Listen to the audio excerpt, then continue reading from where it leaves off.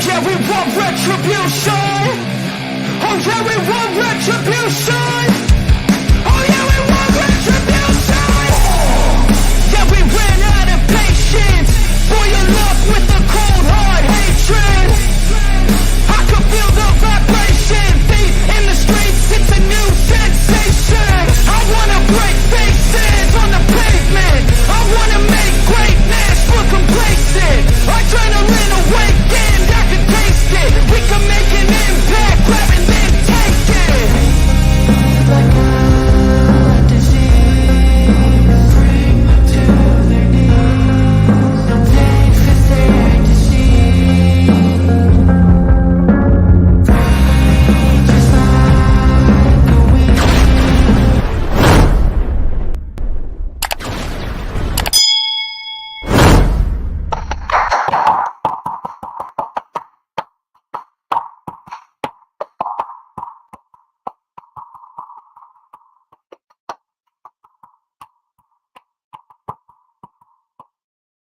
Mother Nature has not really been too kind to the East Coast in September. It's like we're living in July all over again.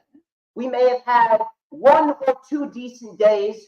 Other days it's blazing hot, and then it's raining, and now we got a tropical storm brewing in New Jersey. I can't remember where it's coming from. I think it's coming up from the south, from the Gulf of Mexico, and it's coming up. It's in North Carolina right now. It's going to come through New Jersey any day. I believe they said tomorrow. But regardless of all that, I am here. We got a lot to talk about, and it can only mean that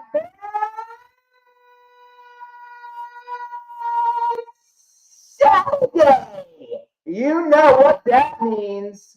We're live. Ladies and gentlemen, the one and only Jade Cargill. I would like to welcome each and every single one of you here to the greatest show on earth. And we, of course, are streaming live on 4 different platforms across 1, 2, 3, 4, 5, 6, 7, 8 different accounts. How am I coming in? How's the mic?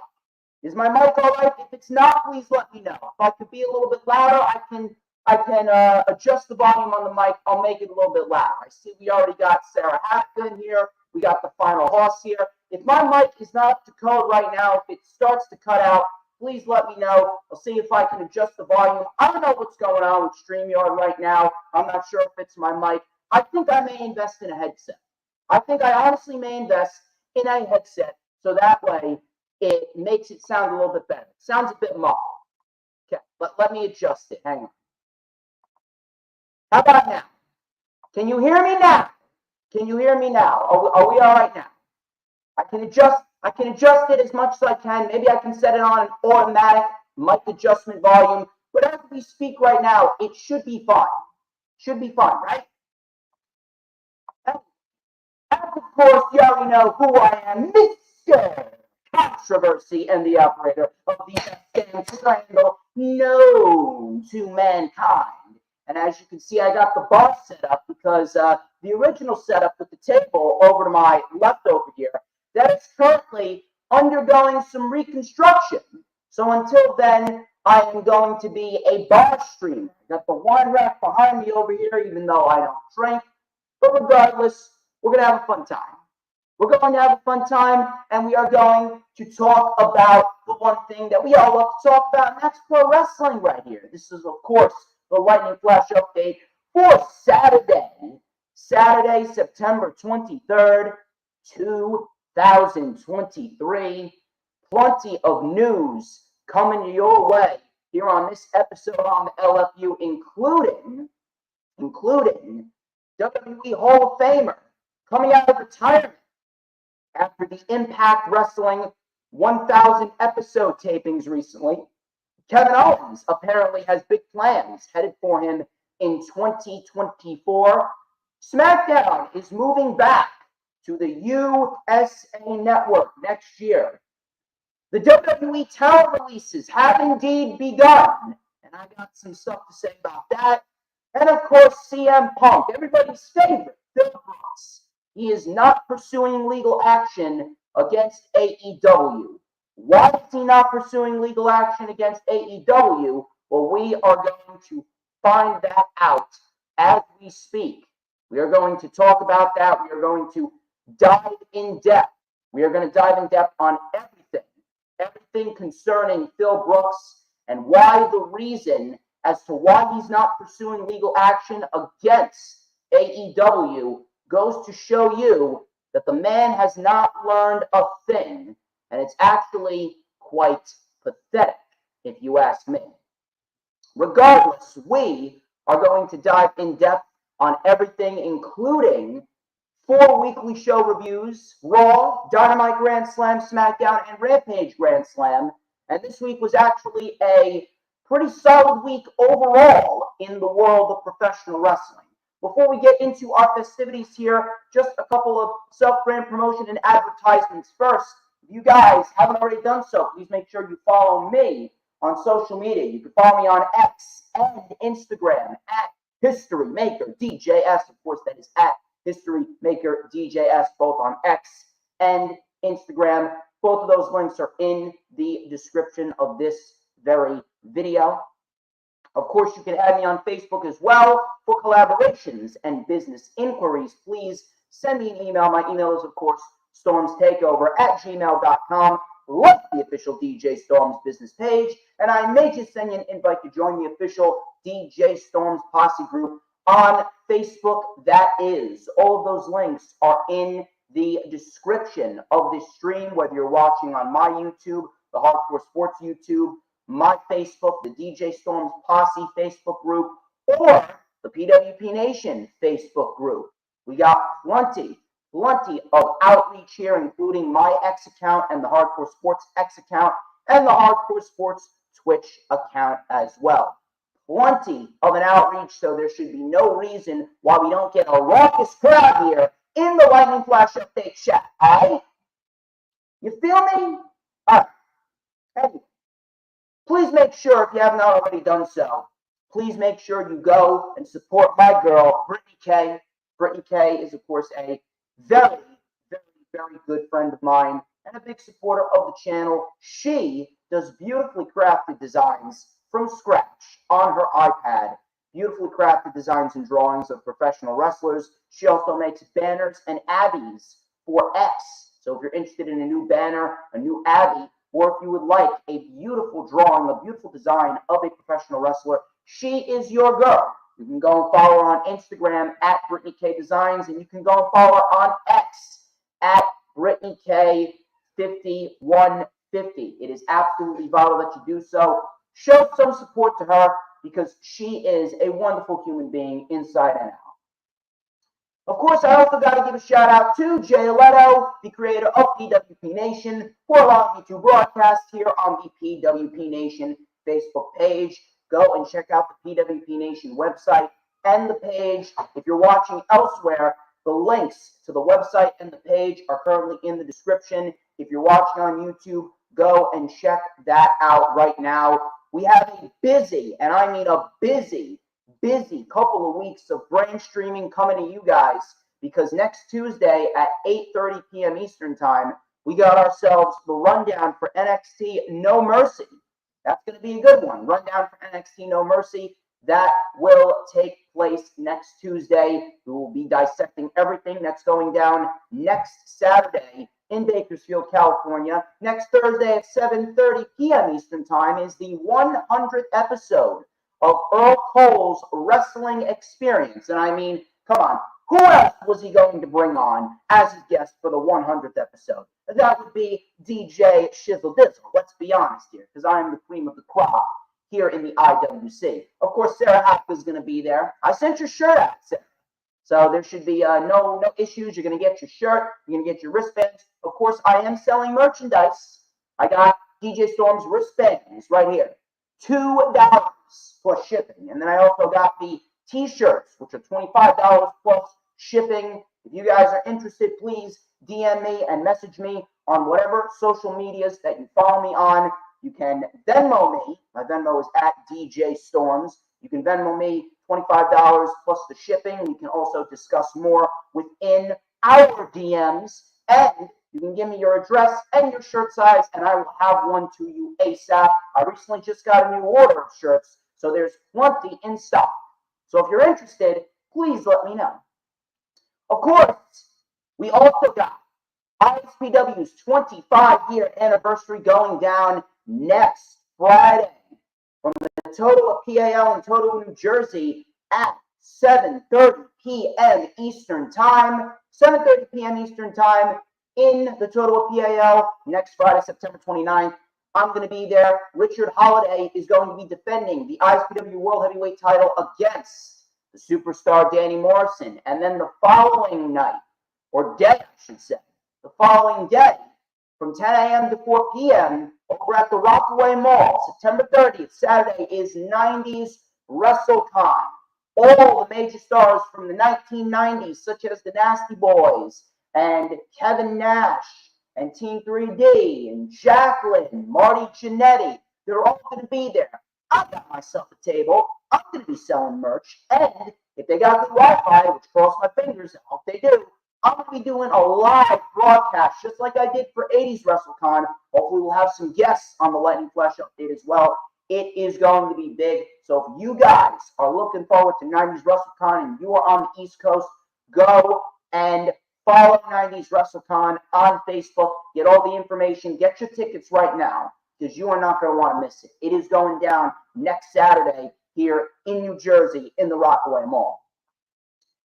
And then, of course, on October 1st, we got ourselves the rewind for NXT No Mercy at 2 p.m. Eastern Time. And then that Monday, October 2nd, my man Hooligran is coming back on the channel. He's coming back on the stream, coming back on the show, the rewind for AEW Wrestle Dream. I'm not sure if he's going to Wrestle Dream or not, but knowing him, he probably will because he's a big wrestling mark himself, just like I am.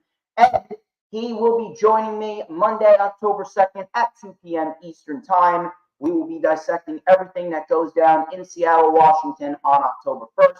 October 5th, 7:30 p.m. Eastern Time is the rundown for WWE Fastlane. And then Sunday, October 8th is the rewind for WWE Fastlane at 2 p.m. It is going to be big. Is your mic up your ass by any chance? Excuse me? Excuse me. No, it's not, Hooligan. I'm trying to listen to myself as well. Let me see. How am I sounding right now? How am I sounding? Why does it sound off? Hang on a minute. Does it sound better now? Is it okay now? Is it okay now? There we go. Why does it sound muffled? I don't know what the problem is right now. Why does it sound muffled? How about now? Do we got something now? Oh, my God. Why does it sound like I'm underwater? How about now? Do you got something now? I'm holding it up to my face right here. You got anything?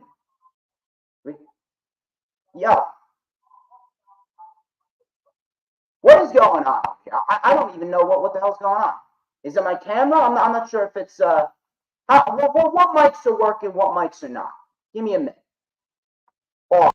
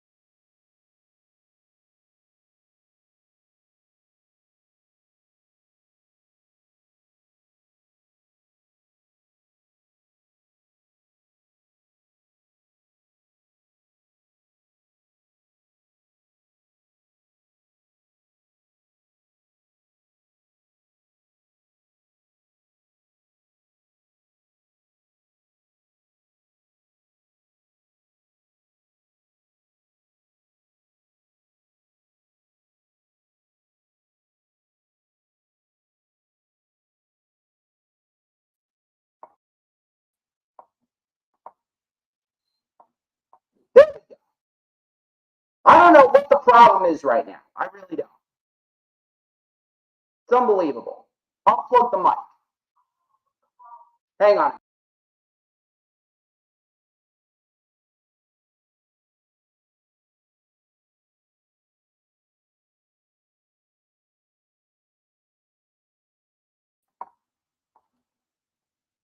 Did that work? Did that work?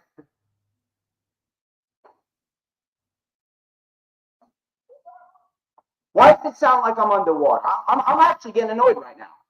I'm genuinely getting annoyed right now. I'm genuinely getting annoyed right now. All right, I lowered the volume. Is that okay now? I lowered the volume.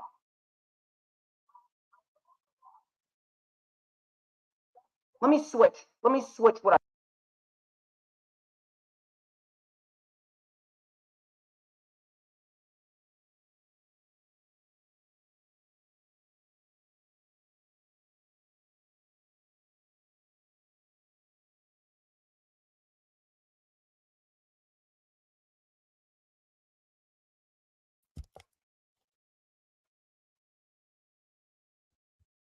How about now?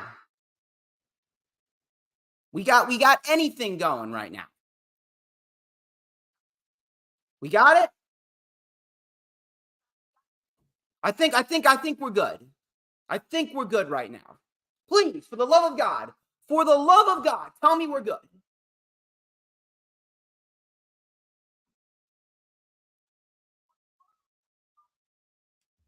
Oh my God. Let me boost my mic settings right now. There we go. Now can you hear me? Am I coming in good?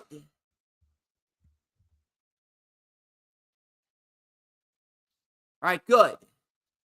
Holy God, mother of God, man. Yeah. You just missed me raging over the fact that my mic wasn't working. Now I think we're okay. We're back on the right track right here. We're back on the right track. Anyway. Yeah. I know, Dylan. It just needed you to show up. Anyway. Where was I? Oh, yeah, that's right. If you're coming on in here, please make sure that you like the stream.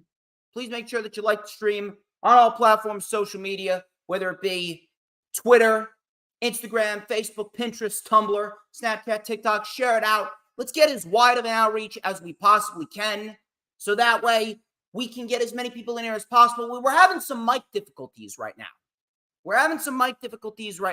But I do believe that we should have this sorted out.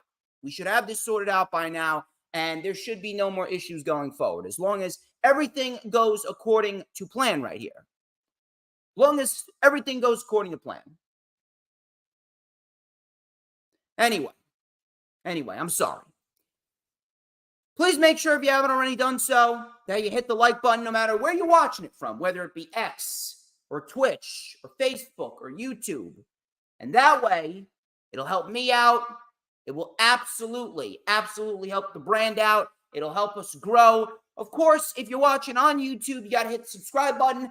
And of course, hit that notifications bell with a huge coup de grace, because that way you're going to know whenever I pop up on YouTube. Because whenever I pop up on YouTube, oh, baby, it is the absolute best time to be on YouTube.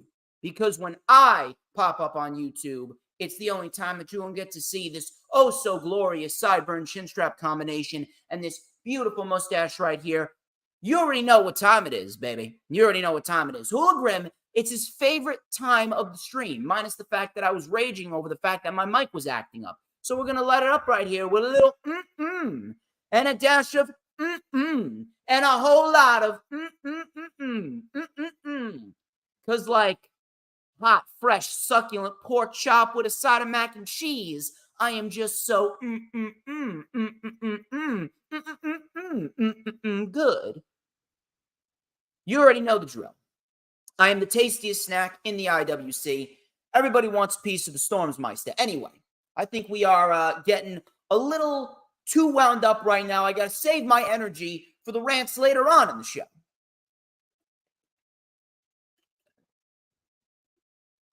Energy. And anyway. Enough of the chit chat. Why don't we get straight into the festivities? Let's talk about recent news that broke this week regarding SmackDown. WWE announced that starting next year in October 2024, SmackDown will be moving back to the USA Network. Now, I've gone over this numerous amounts of times regarding whatever network houses a wrestling show, whether USA houses Raw or Fox houses SmackDown, or we see Disney or Amazon, they buy the rights to NXT, or they get SmackDown, or WWE creates some kind of new weekly show, whatever it may be, it doesn't matter. It doesn't matter what network the show is on. The only thing that matters to me, and the only thing that should matter to the fan base, is whether or not the show is a quality wrestling show. There are some fans out there that want to act like complete stooges because they want to all of a sudden care about the ratings, and they want to create all this buzz, whichever company's dying or which company's going up against football and which company can do better in terms of the demographic. It's absolutely ridiculous, and it really makes the people of the wrestling community look like complete idiots. I legitimately have a personal disdain for every single individual that facilitates drama as it relates to the ratings and the stock and the finances. Who cares? Honest to God, who cares? The only thing that you should be worrying about, and the only thing that I should be worrying about, is if the show is good or bad. Now, in terms of WWE, 99 times out of 100, the WWE product has not been a quality wrestling show. It's been an embarrassment. However, there is one thing that I'm going to keep my eye on as it relates to this move from Fox to USA. Now that all WWE programming is going to be under one banner again, and everything's going to be under the USA Network, this is the perfect time, the most ideal time to end the brand split. I have been preaching this for months and months and months. The brand split, as we speak, has been rendered completely useless. Now, back in 2016, that was a necessary time for a brand split because WWE had such an overabundance of talent that they actually benefited from the brand split. I mean, look at what happened on SmackDown towards the end of 2016. SmackDown, at one point, was the best show in the industry. Reminded me of 2003, 2004, 2005 SmackDown. That was a great time period back during late 2016, early 2017. That was probably one of SmackDown's best periods ever. It was actually outperforming Monday Night Raw. Back then, a brand split was necessary, but since then, they have legitimately released half of the original roster from that 2016 draft. We have the same cast of characters every single week, and on top of that, the brand split right now has been rendered useless because we have Raw superstars competing on SmackDown and SmackDown superstars making appearances on Raw. And then you got superstars from both Raw and SmackDown going down to NXT. WWE's like the Wild Wild West. The brand split has been rendered completely irrelevant. It's been rendered insufficient. It's just not important anymore. Matter of fact, it's actually harming WWE product more than it's helping. It's harming the overall product because we got an entire roster full of talent on SmackDown that is completely directionless because Roman Reigns is off on a vacation and he competes 7 times a year. Brock Lesnar 2.0 is Roman Reigns. Yes, Hologram. It never existed. Yeah, exactly. It never existed. It's a brand split that's not a brand split. For now, with the potential of the brand split being next, because here's the thing. The reason why the brand split was not nixed is because nobody had the balls in WWE. No executive had the balls to stand up to the networks. The networks were the reason why the brand split was instituted. But then again, the networks are acting like hypocrites because we have Raw superstars on SmackDown and SmackDown superstars on Raw. So at the end of the day, what is the point of a brand split? But in the end, the networks were causing the problems because Fox and USA Network could not compromise for the greater good of the company. Now, come October of next year, WWE won't have to worry about that. 2016 was the necessary time for a brand split based on the overabundance of talent and the opportunities that were created with that brand split. Since then, after budget cut after budget cut after budget cut, so many individuals being released, and now they all work in either Impact, AEW, New Japan, MLW, or they're finding new career paths. And then we get the same people on Raw and SmackDown every week with the same matches. And then Fox and USA Network, they don't even stay true to the brand split because you got Raw superstars on SmackDown, SmackDown superstars on Raw, and SmackDown and Raw superstars on NXT. Nothing makes any sense. There is no consistency. So with SmackDown moving back to the USA Network on October of 2024, this is the perfect time to end the brand split. If they don't end the brand split, then we may have to suffer through this for the rest of the time that Vince is in charge. Brand split needs to go.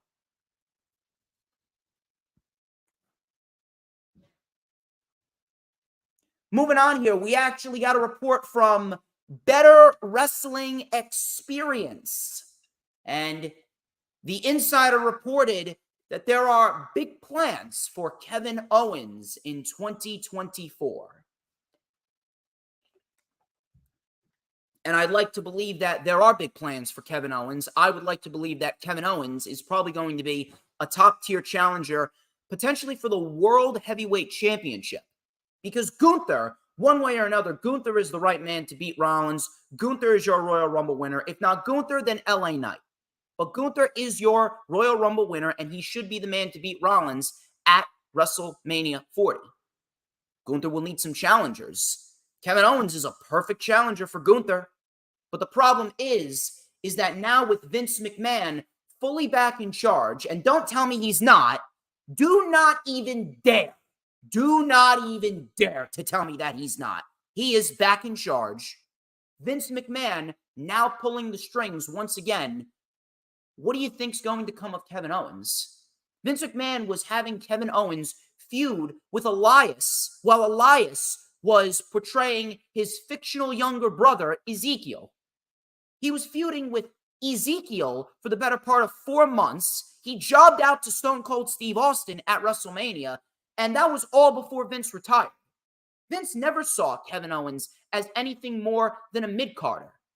He's a mid-card act who wasn't even supposed to win any more championships had it not been for Triple H inserting him into the Bloodline storyline and Sami and Kevin Owens winning the tag team titles at WrestleMania. There was no chance, not a single chance, that Vince McMahon would have even contemplated putting another title on Kevin Owens. They merely re-signed Kevin Owens to keep him away from AEW because they know that if Kevin Owens goes, that could be the gateway for Sami to go, for Ricochet to go, maybe even Rollins. You cannot tell me that if one superstar starts going, that another superstar will start going, and then another one, and then another one, and then another one. It is a trickle-down effect. It is a chain of events. All it takes is one individual. All it takes is one. Now that we have these releases happening again, there's probably going to be some people backstage who are going to be fearful. Kevin Owens could be one of them. Because unless you're Roman Reigns, unless you're Becky Lynch, Charlotte Flair, The Rock, John Cena, or Randy Orton, you are not safe. I want to believe that there are big plans for Kevin Owens, but I cannot bring myself to based on the history that Vince McMahon has. He's back in charge. What does Vince think of Kevin Owens? He thinks of Kevin Owens as a mid-card scrub, an overweight dude who can merely do indie moves. He doesn't care about Kevin Owens. We'll see what happens. I got my eye on this, and I genuinely hope that Kevin Owens has big plans for himself in 2024, because if there's one guy that deserves it, it's Kevin Owens. If there's one guy that deserves at least one more major title run, it's KO. I got a report regarding Jade Cargill. Now, Meltzer reported something interesting. Jade Cargill was actually offered a pretty hefty deal by WWE, and she could be going by the name Jada Parker, which is not as bad as I thought it was going to be. So I do not have a single issue with the name, but she was actually offered a pretty hefty deal from WWE. Dave Meltzer stated, and I quote, "It's not like it's Charlotte Flair money or anything like that, or Becky Lynch money, but for a newcomer to the company, WWE, it's much higher than they usually go. So she, Jade Cargill, got a good deal." Now, I talked about this last week. with Jay Leto. I don't mind that Jade Cargill is going to WWE. I don't mind that whatsoever. Matter of fact, I think this is a great move for all three parties, because Jade Cargill, she kind of had a ceiling in AEW, and it didn't really look like she was progressing as fast as we would like her to progress. It didn't. Jade Cargill was pretty much pushed to the moon based on her look. Now, not to say that she was a god-awful wrestler. She wasn't. She was decent, but she needed to work with the right talent in order to put on a solid match. Talent like a Taya Valkyrie, talent like a Chris Statlander, talent like a Red Velvet, talent like Ty Conti. I remember they had a pretty decent match back at Revolution in 2022. In the end, Jade Cargill was not going to improve at the rate that we wanted her to improve. She did not have that exponential leap in growth from an in-ring perspective. And there were so many people who were ahead of her.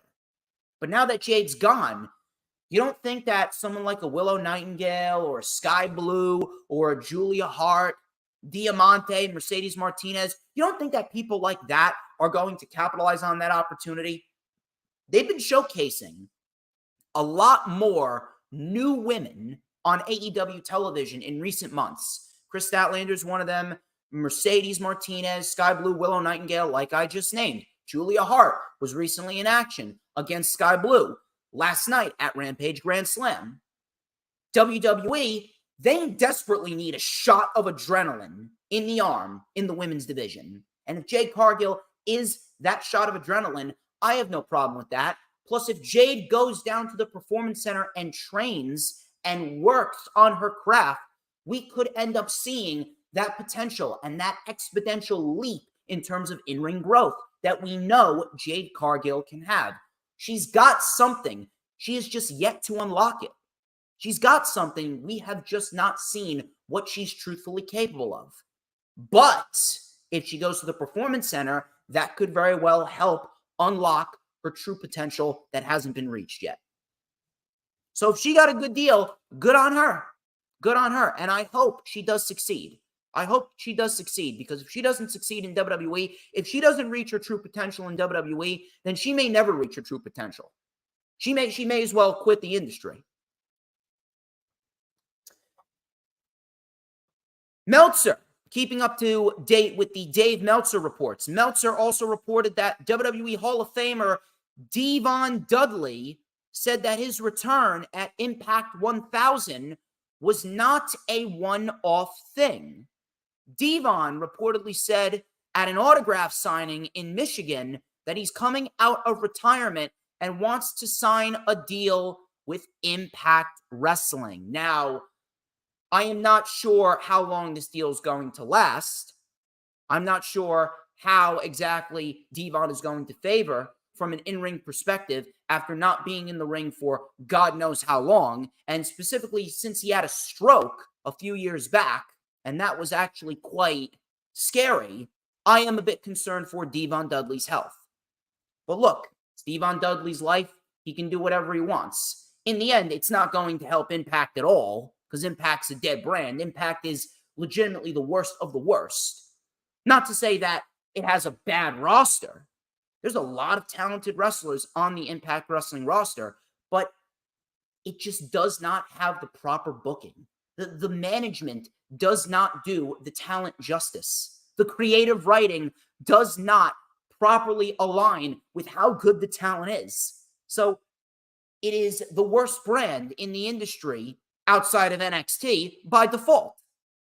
It's not going to help Impact. Impact has been a dead brand. They may stick around. They're like the cockroach of pro wrestling, but trust me when I tell you, Impact is not going to have any buzz around it from Devon, Dudley, and the Dudley boys now back together. Shout out to Earl Cole, who's currently watching right now. Greatly appreciate you. Shout out to James Punaseca. Shout out to Hula Grim, Sarah Hapka, Dylan, Dee, Maria. You guys are fantastic. Please, if you have not already done so, please go to the PWP Nation Facebook page and please like that because we are streaming live on there as well. We want to get a nice wide outreach for that stream. Please make sure, if you haven't already done so, hit the like button on my YouTube and the Hardcore Sports YouTube. Share it all out. Share it all out because we want to get as many people in this chat as we possibly can. It is vital that you do so because DJ Storms is absolutely untouchable. What do we got over here? Oh my God, Earl. Earl's decided to stop by over here. What's going on, brother? I'm sorry, DJ Storms. I'm sorry to pop in on your show, but I just wanted to tell your audience again that this Thursday, ladies and gentlemen, this Thursday is the 100th episode of the wrestling. I was just telling them before you came in. Oh, I didn't know that. I didn't know that. You don't think I'm on top of this? You don't think I'm on top of this? Well, I just want to let everybody know, ladies and gentlemen. I just want to let everybody know again. We're going to have the 100th episode of the Wrestling Experience, and we're going to have fun this Thursday night. This Thursday night, ladies and gentlemen, I'm dedicating the show to Jeffrey and everybody who has been on the Wrestling Experience.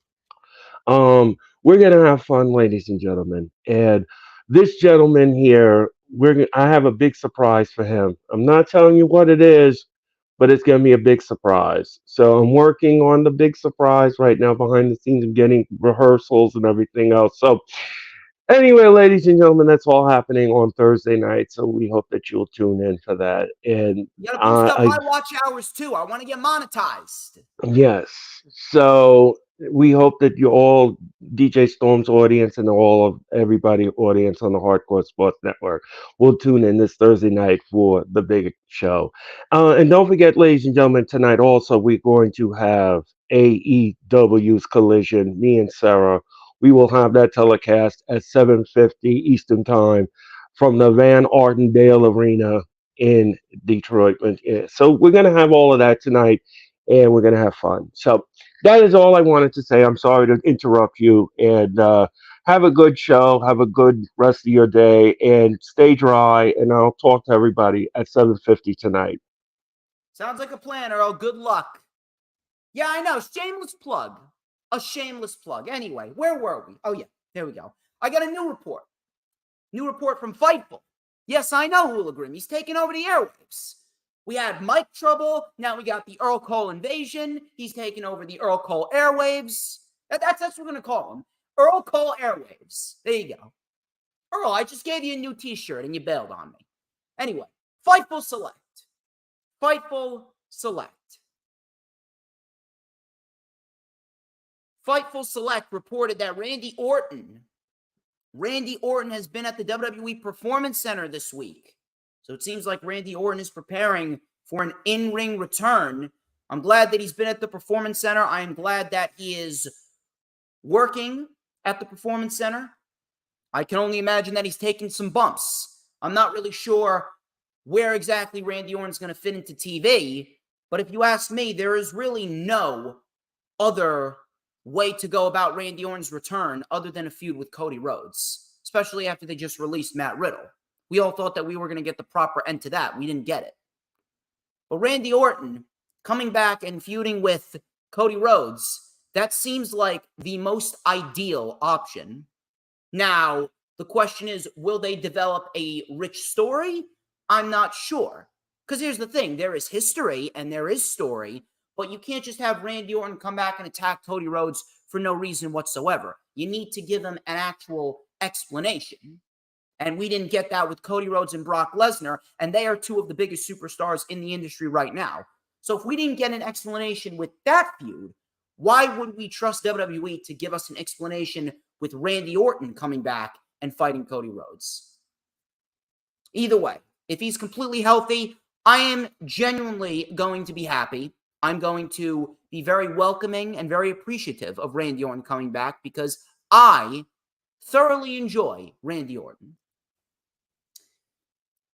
Sticking with Fightful, this one had me nearly belly laughing right here. Fightful Select, they also came out with a report regarding several people within WWE that rolled their eyes at Vince McMahon and his comments during a meeting last week regarding the merger with UFC to form TKO. Vince stated how WWE had plateaued and the WWE needed the merger in order to be taken to the next level. This caused a lot of reaffirmation in beliefs that Vince McMahon simply wanted the deal so he could return to power. I mean, what have I been saying for how many months now? What have I been saying? I'm not the only one, people. I'm not the only one. I was legitimately sitting down, eating my lunch at work. I was on my lunch break at work. I came across this report. I read this report, and I legitimately almost choked on my sandwich. Not even lying. I almost choked on my sandwich because I was just laughing at how pathetic it really is. I was laughing. It's so funny. It's hilarious, actually, how everyone back during December of last year, when these reports started to circulate and how Vince McMahon is manipulating his way back into the company and he's looking to sell the company, everyone was going on and on about, oh, everyone's getting all wound up for nothing and everyone is getting all scared for no reason. There's no reason to worry about Vince coming back because he's only coming back to facilitate the sale of the company.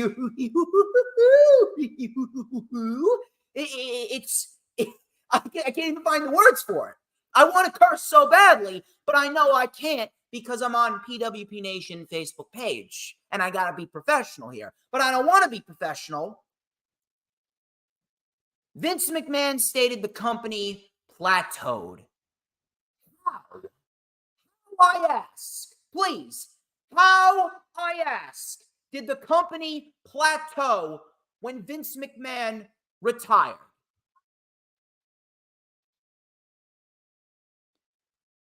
Well, let's go over the information, shall we? Let's go over the information. We had the highest year in profits that we've ever had in 2022, before 2023 came along as well. The highest year in profits ever. When Triple H took over, Raw and SmackDown were both above 2 million in ratings on a weekly basis. Then we had SummerSlam getting the most social media interactions out of any SummerSlam in history. Clash at the Castle was a major success. Extreme Rules of that year was the most talked about Extreme Rules in the history of that show. Crown Jewel 2022 was the best Saudi Arabian show that WWE has ever put on. They were making record-breaking profits. Where exactly did the company plateau, Vince? Oh, yeah, that's right. It didn't plateau. Vince just wanted to manipulate his way back in so he could sell the company to a schmuck that is dumb enough to let him remain in charge. And that schmuck just so happened to be Ari Emanuel. It was never about facilitating a sale of the WWE or maximizing the profit that WWE could have been sold at. It was never about that. It was about Vince McMahon gaining more power than he had prior to his retirement. It's always been about that. I find it pathetic how this is a normal report. Meanwhile, I've been saying it, and others like me have been saying it well before these reports started coming out. Well before the sale of the company was even announced. And now look at the ratings. Look at the ratings now.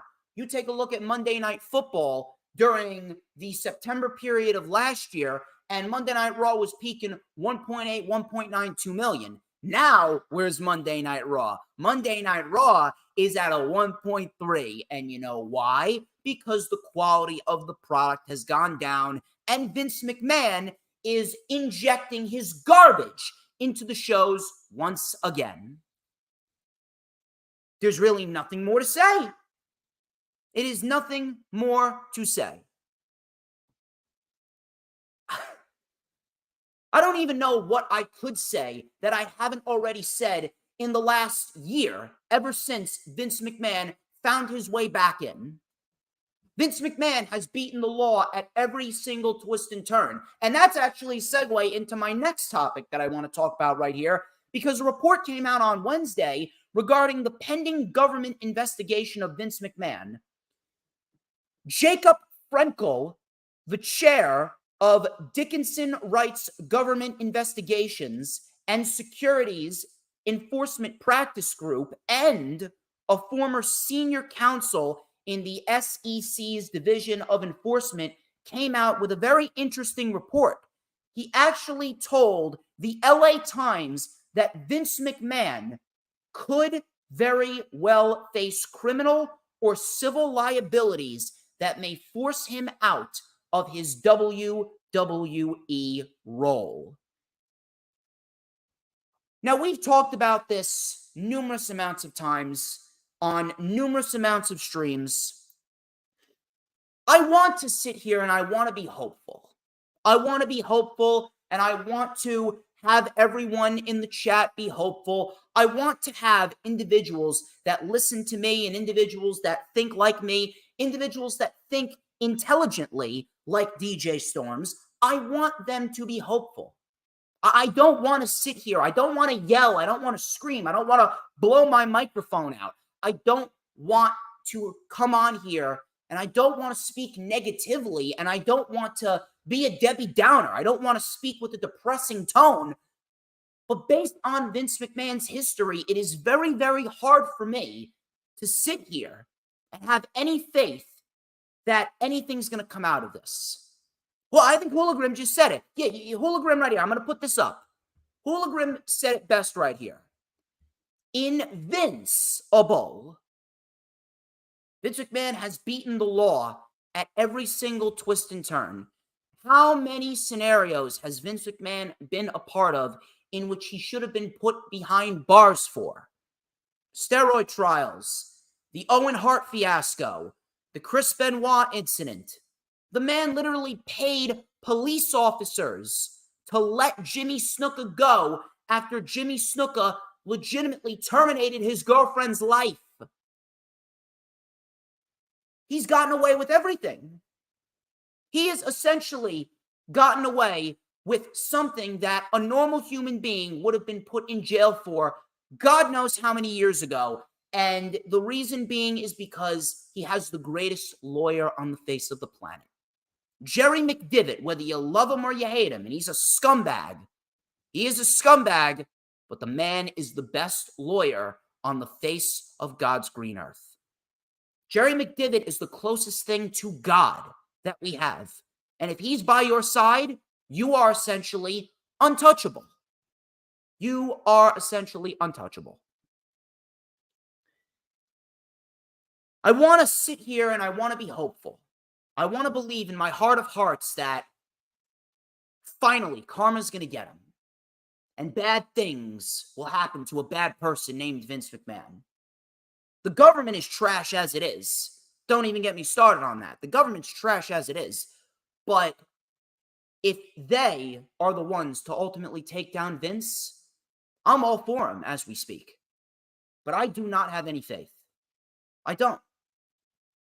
Vince McMahon has gone through so much criminal activity, and he's gotten away with it all. Whether it be distributing steroids, neglecting the health of Chris Benoit, neglecting the health of Owen Hart, paying off police officers to let Jimmy Snuka go after he murdered his girlfriend. It doesn't matter. Jerry McDevitt has gotten Vince McMahon out of everything. And with Vince McMahon now in bed with his best friend of 20 years, Ari Emanuel, you don't think that Ari Emanuel is going to protect Vince McMahon? Look at Dana White. People were saying that Dana White should have been canceled after the video that surfaced about him hitting his wife. And Dana White's still working for UFC.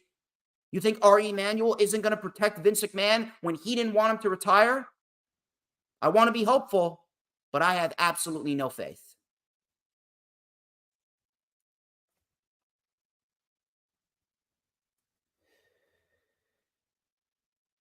At this point, it's a waiting game.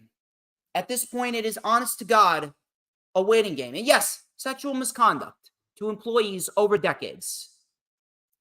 How many scenarios have Vince McMahon been involved in, and we don't even know about it? How many scenarios has Vince been involved in that haven't even been made public?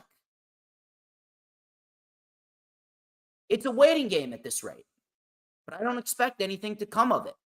And based on the history of Vince McMahon, nobody should. We're stuck with this guy. I truthfully believe that Vince McMahon is going to find a way to cheat death. Kurt Angle actually came out with a report saying that Vince McMahon once told him that he plans to live until he's 120. I would not be shocked. Vince McMahon is going to legitimately find a way to cheat death. He's going to outlive all of us.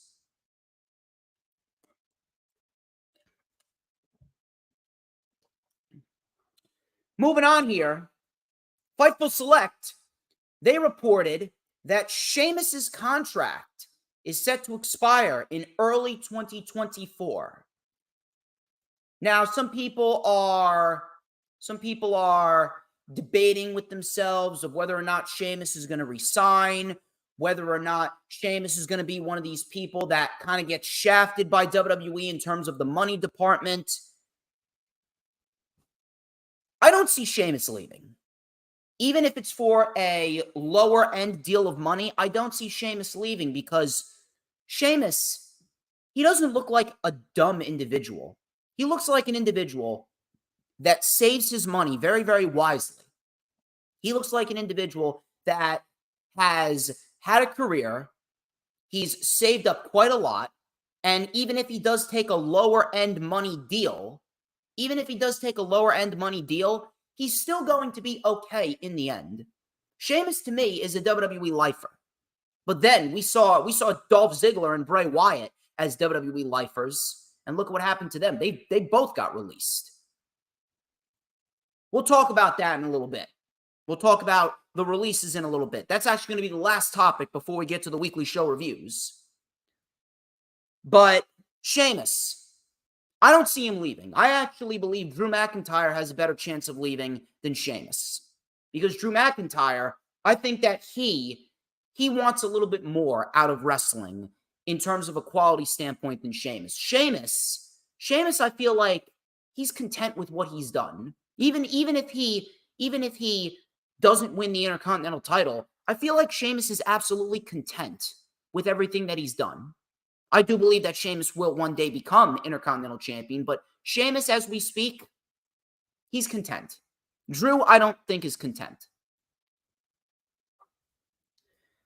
CM Punk. CM Punk in the news again.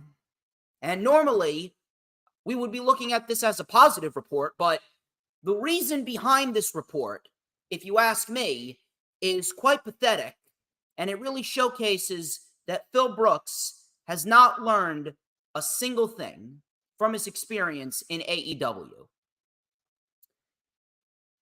So, according to a report from House of Wrestling, CM Punk has absolutely no intention of pursuing any legal action against AEW or Tony Khan following his termination from the company. The report suggests that Punk is said to be free, and he's relieved that he is done with the day-to-day drama surrounding his time in AEW. It is unclear whether or not Tony Khan or AEW are considering any legal action against Phil Brooks regarding what happened at All In, but the report indicates that things seem to have been quiet between the two parties at this moment. Now, again, normally I would look at this as more of a positive. Okay, there is no lawsuit being pursued between either party. No lawsuit being pursued between either party. The parties are quiet and things have dialed down. But, the thing that sticks out to me is the fact that report suggests that Punk is said to be relieved that he's free from the day-to-day drama surrounding his time in All Elite Wrestling. Meanwhile, what it comes off as to me is CM Punk is not even acknowledging that he did anything wrong. See, here's the thing. If you want to be a CM Punk fan, you can be a Punk fan. I'm a Punk guy. I've been a CM Punk fan from what he can do in the ring for God knows how many years. But as a man, if you don't think CM Punk has some problems that he needs to work on, then you are completely delusional. I don't care who you are. CM Punk was not a victim. No one was the victim. The Elite weren't the victim. Tony Khan wasn't the victim. CM Punk was not the victim. He's said to be relieved that he's free from all of this day-to-day drama. Meanwhile, he caused the majority of it. He caused the majority of it by getting his panties in a bunch over a comment that Hangman Page made. Page seems to be the only one that has learned anything from it because he's just kept his mouth shut and he's done his job. He's not tried to make any type of sly comments whatsoever regarding Punk. He's just sat back and he's just showed up to work and done his job. That's it. Everyone else seems to have gotten worse. Everyone else has acted like a petulant child, Punk included. I don't care who you are. You don't go on a post-media scrum and deliberately bury the company that has given you the world, giving you a $5-6 million deal, pretty much making you the face of the company by default, giving you all of these top-tier matches against top-tier talent, giving you a great feud with MJF, giving you a world title reign, 2 world title reigns, keeping the world title on you throughout your injury. I don't understand what CM Punk has any reason to be mad about. I don't understand it. And the only thing that I can honestly chalk it up to is his ego. Somewhere along the line, CM Punk lost himself in his own ego. CM Punk was never made to be the face of the company. I'm not sure if that means that he was in a scenario where his ego was bruised, that MJF and Adam Cole were the top storyline in the industry, or his ego was bruised because the younger talent didn't want any advice. Now, that's on the younger talent, but if someone doesn't want to take your advice, then you should not be getting angry over that. You shouldn't be getting angry over anyone not wanting to take your advice. Advice is optional. No one has to agree with you. And in the end, CM Punk started a fight with legitimately everyone that disagreed with him. He started a fight with literally every single individual that disagreed with his stances. He was kicking people out of Collision. I'm sorry, you don't do that. I don't care what type of power that Tony Khan granted you. You do not kick someone out of anywhere in the wrestling industry. You do not kick your coworkers out just because they don't align with your line of thinking. It's not right. Said to be free from the day-to-day drama. Meanwhile, he's the one that started all of this because he could not keep his emotions in check. He's an emotional wreck. He does not know how to put his personal feelings aside for the greater good of business. Punk is fantastic in the ring. He's fantastic on the mic, but the man has an ego that cannot be contained. He's said to be relieved. He's free from the day-to-day drama.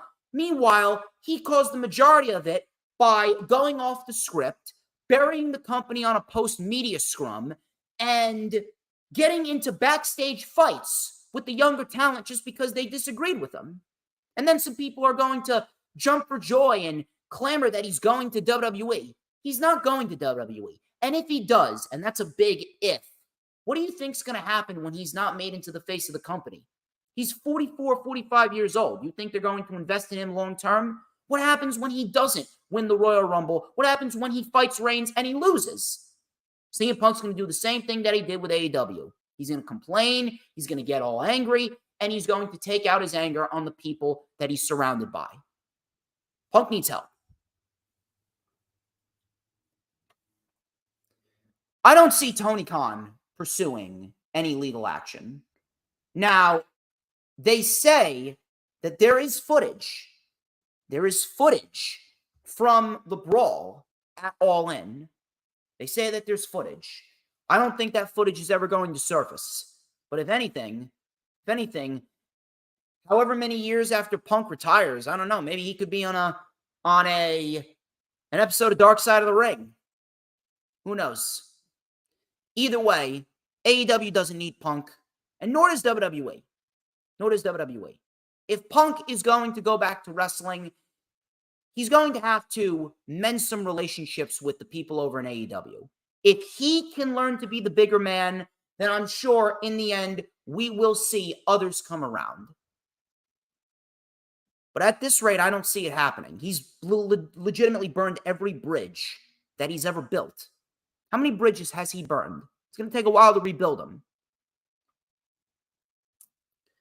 Final report before we get into the weekly show reviews. And I'm glad that I really got my mic taken care of because I was getting a little pissed off. Fightful Select, PW Insider, and various other sources have confirmed that various WWE superstars were released from the company on Thursday and Friday. The list reads as follows: Mustafa Ali, Emma, Riddick Moss, Aaliyah, Shelton Benjamin, Top Dollar, Rick Boogs, Elias, Dolph Ziggler, Kevin Ventura Cortez, Alexis Gray, Quincy Elliott, Dana Brooke, Bryson Montana, Mace, or Massey, Mansoor, or Mansoor, Dabba-Kato, Shanky, Ulyssa Leone, Daniel MacArthur, Brooklyn Barlow, and Matt Riddle. Those are all the names that I have recorded that have been released from the WWE.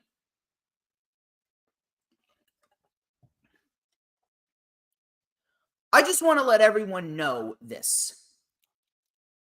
If you think that the main reason why half of these individuals were released was because of the merger, you are out of your mind.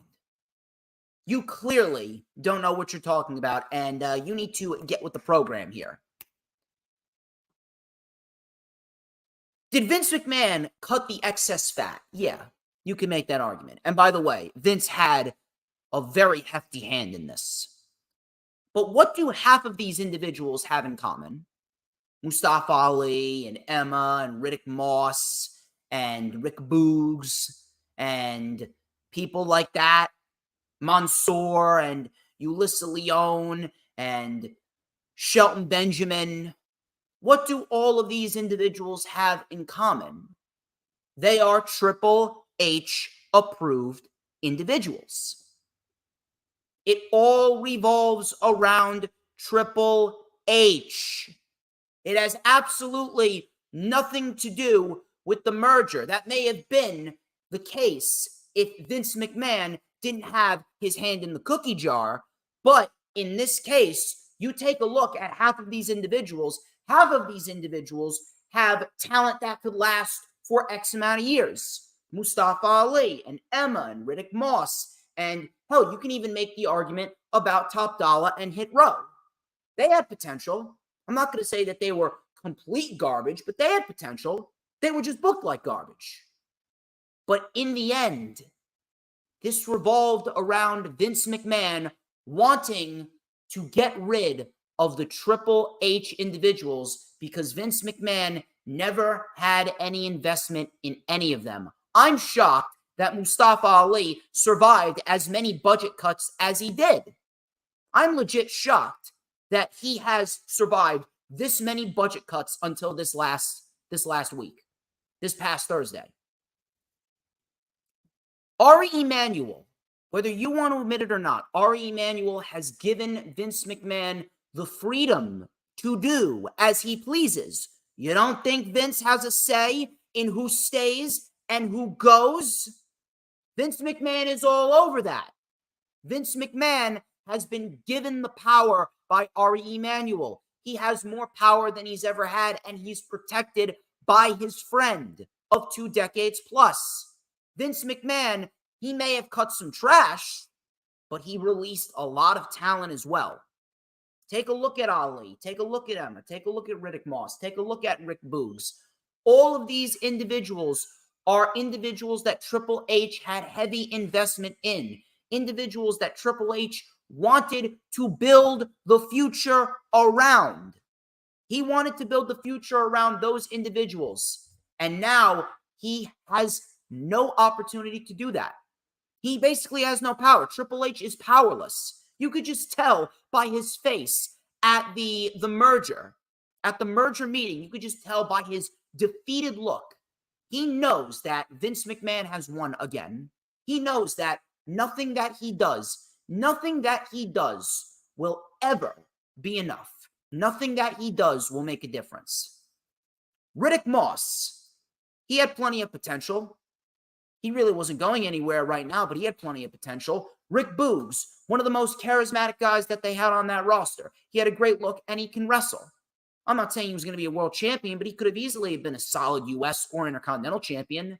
Emma, I'm not saying that Emma is the best women's wrestler in the world, but she adds depth to the division, and she could have been a solid act. I could have slotted her in numerous roles.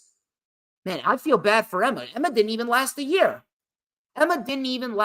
She was brought back into the company, and she has spent 80% of her time in this last year with the company, spent 80% of her time in catering. And not only that, they announced that the Elimination Chamber was going to come to Australia on Saturday, February 24th. And legitimately, mere hours after they announced that, she got released. I can't help but feel bad for her. Mustafa Ali, my God, Mustafa Ali has had to have had the worst luck out of any WWE superstar in this era. This man was supposed to have a phenomenal performance in the gauntlet match that Kofi Kingston ended up having a great performance in. He could have very well been the WWE champion by the end of WrestleMania 35. And an injury screwed it all up. His match with Shinsuke Nakamura for the Intercontinental title was then cut from SummerSlam. Brock Lesnar screwed him over at Money in the Bank. He was taken off of television for X amount of months. He was given the SmackDown hacker gimmick, which went nowhere. The leader of Retribution, which went absolutely nowhere. That actually brought him down several pegs. He was brought back, given a terrible positivity gimmick, sent down to NXT, and just when he was about to win his first ever title in WWE, in swooped Dominic Mysterio. They gave the North American title to Dominic Mysterio because WWE magically thinks that Dominic Mysterio is going to generate interest in NXT long-term. Spoiler, he's not. And then he legitimately had a match with Dominic Mysterio next Saturday at NXT No Mercy, and they fired him. My God, I feel so bad for Mustafa Ali. My heart legitimately breaks for him because he was one of the guys from 205 Live that I had heavy investment in. One of my favorite matches from 205 Live was that 2 out of 3 Falls match with Drew Gulak in July of 2017. That made me a believer in both Ali and Gulak. He's going to be a big star wherever he goes. He is going to be a very, very, very valuable asset no matter where he goes, whether it be Impact, whether it be New Japan, or AEW. Shelton Benjamin, Elias, Dolph Ziggler, you can even argue Top Dollar. A lot of these individuals have already had careers. Most of these individuals, specifically Benjamin, Ziggler, and Elias, they all had talent. They were just the victim of just terrible creative, which is pretty much 95% of the entire WWE roster. Shelton Benjamin could have been more. Dolph Ziggler could have been more. Elias could have been more. The problem with Elias is they waited too long.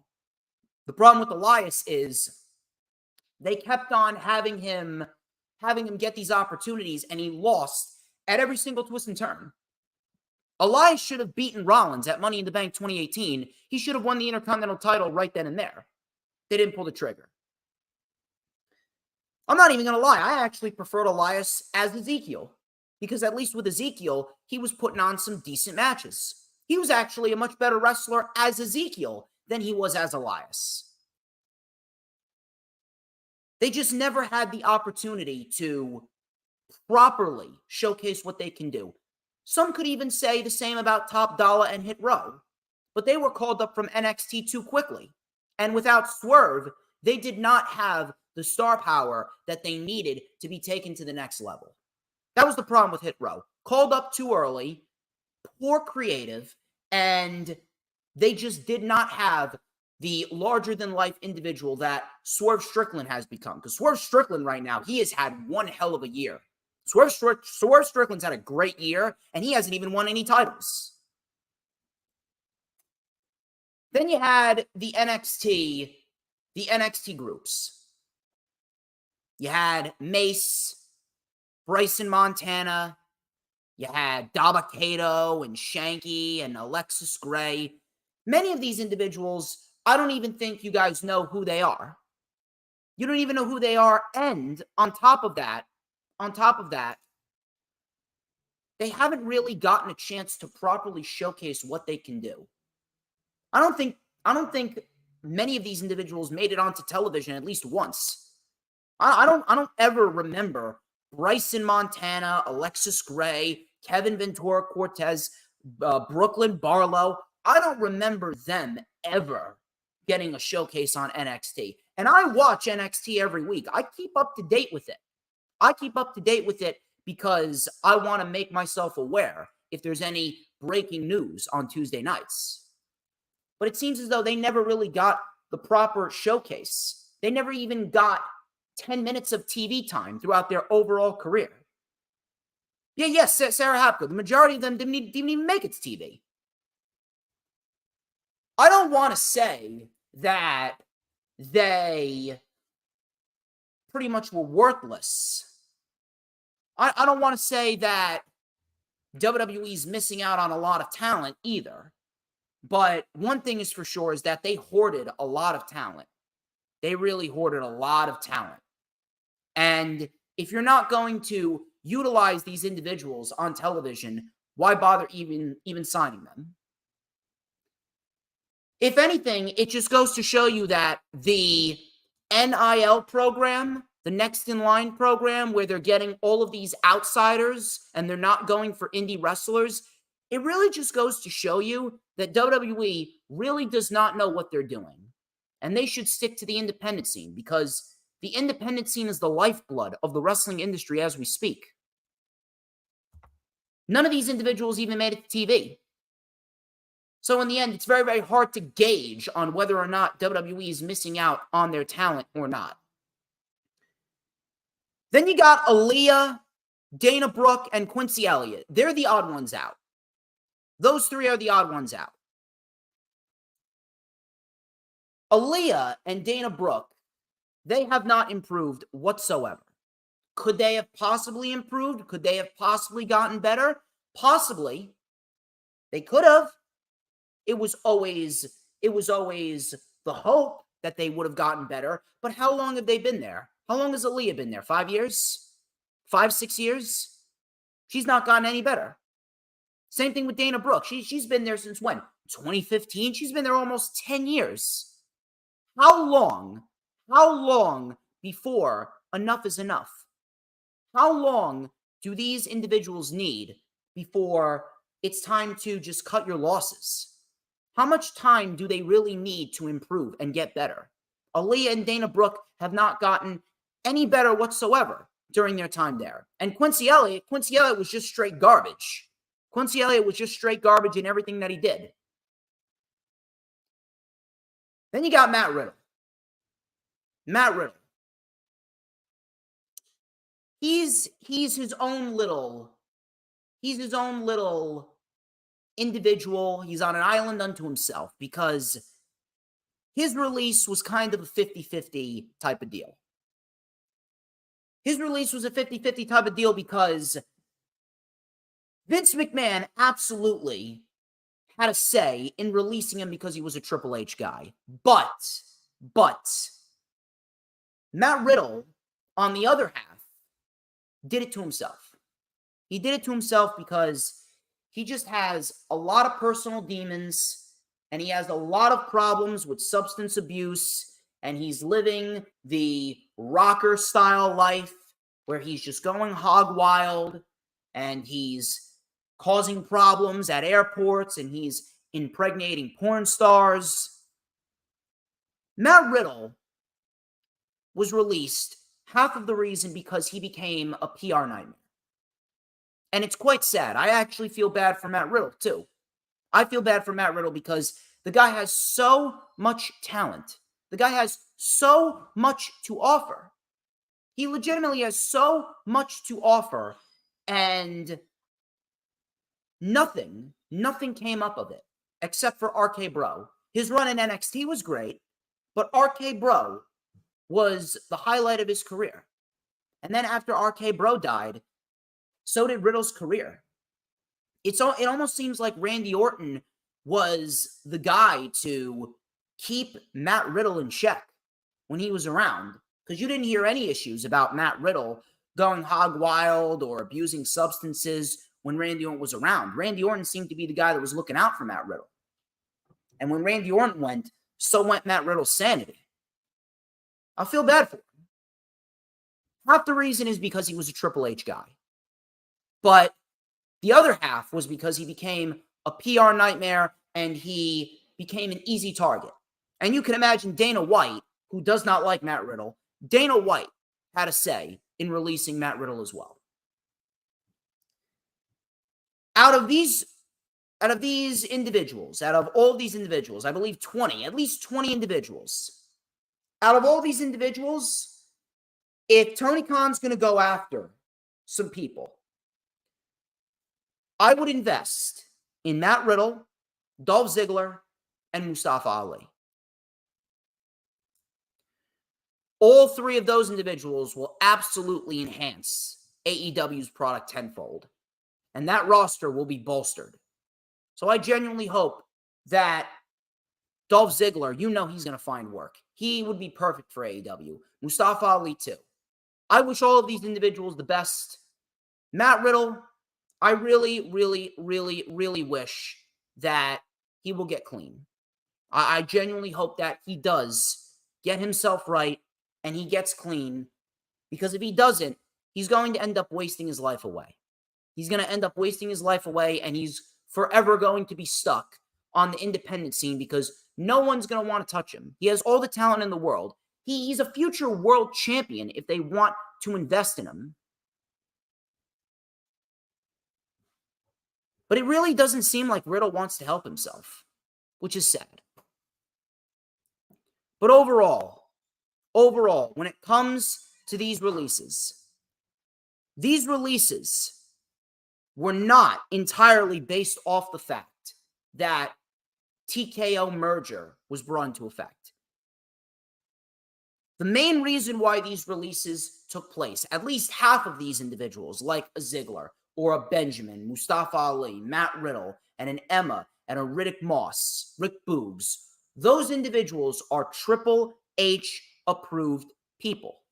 They are Triple H approved people, and some of those individuals are individuals that Triple H brought back. Individuals like a Rick Boogs, individuals like an Emma, individuals like a Riddick Moss. Triple H wanted to invest heavily in Matt Riddle, and look at what happened.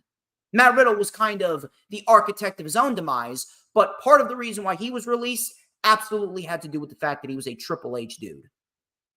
Vince McMahon saw the releases as an easy out to release the people that he doesn't like.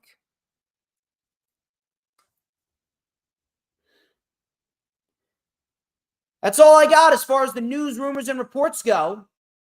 I know I can count on Hoolagrim to keep me updated on this. Hoolagrim, is my mic still working all right? Can I scream and it still comes through okay? I hope so. I really do hope so, because you all want to be involved when DJ Storms gets on a rampage when it comes to rants. Although, I'm not going to be ranting too much when it comes to the weekly television shows, because all the weekly television shows, at least all the major ones, were actually pretty decent shows. I'm coming in good, Sarah Hapka. Good. I had a complete screw up in the beginning. I'm hoping that has been taken care of now, and I do not have to worry about that for the rest of the stream. If you guys could do me a favor, please go to the PWP Nation Facebook page and go and like the stream. We need one more to get a full-blown 10 reactions. We need some more comments over there. Please go to PWP Nation and go and support the stream there, because we want to be the #1 draw over on PWP Nation. Please go do that right now. It would mean a lot to me. And share it out too. Let us go over Monday Night Raw. Monday Night Raw this week, I'm not going to lie, Monday Night Raw this week was a pretty decent show. It was a pretty decent show. I was actually a little shocked. But I am not complaining, because when Monday Night Raw is a good show, I have less complaining to do, because I don't want to complain. People may look at me like I'm insane, and they think that I want to complain. I don't want to complain. I don't want to complain whatsoever. I want to come on here and I want to be happy about the show that I watched. And as far as Raw goes, I was fairly pleased with the show that we got. So we had Cody Rhodes kicking off the show. A little bit of adrenaline in my soul. Every thought out of control. I'm doing it all to annoy DJ Storms. Vein in my head's about to blow. I can't stand Vince McMahon. He needs to go. Oh! Did you hear it? Sarah, did you hear that? Let me try it again. Make sure you heard it. Oh! Did it work? Please tell me it worked. Anyway, Cody Rhodes. Rhodes. He kicked off the show and he goes, "So, Salt Lake City, what do we want to talk about?" He goes, "I really want to talk about main event Jey Uso." Really, it worked. Sarah's telling me it worked this time. We had the work. I like it. I like it a lot, actually.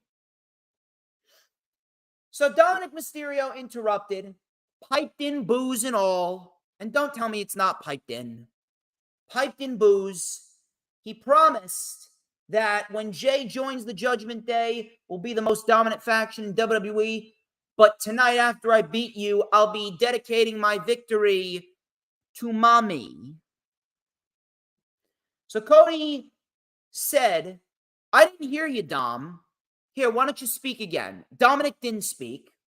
And instead, Cody goes, you know, it really does seem like you are far more into her than she is into you. It seems as though Mommy has more of a thing for Jey Uso. So Balor and Priest came out, and we get Dominic and Cody Rhodes. This lasted legit 90 seconds, and Cody won with a crossroads. Afterwards, Sami and Kevin came out as the Judgment Day attacked, and the Judgment Day ended up backing off.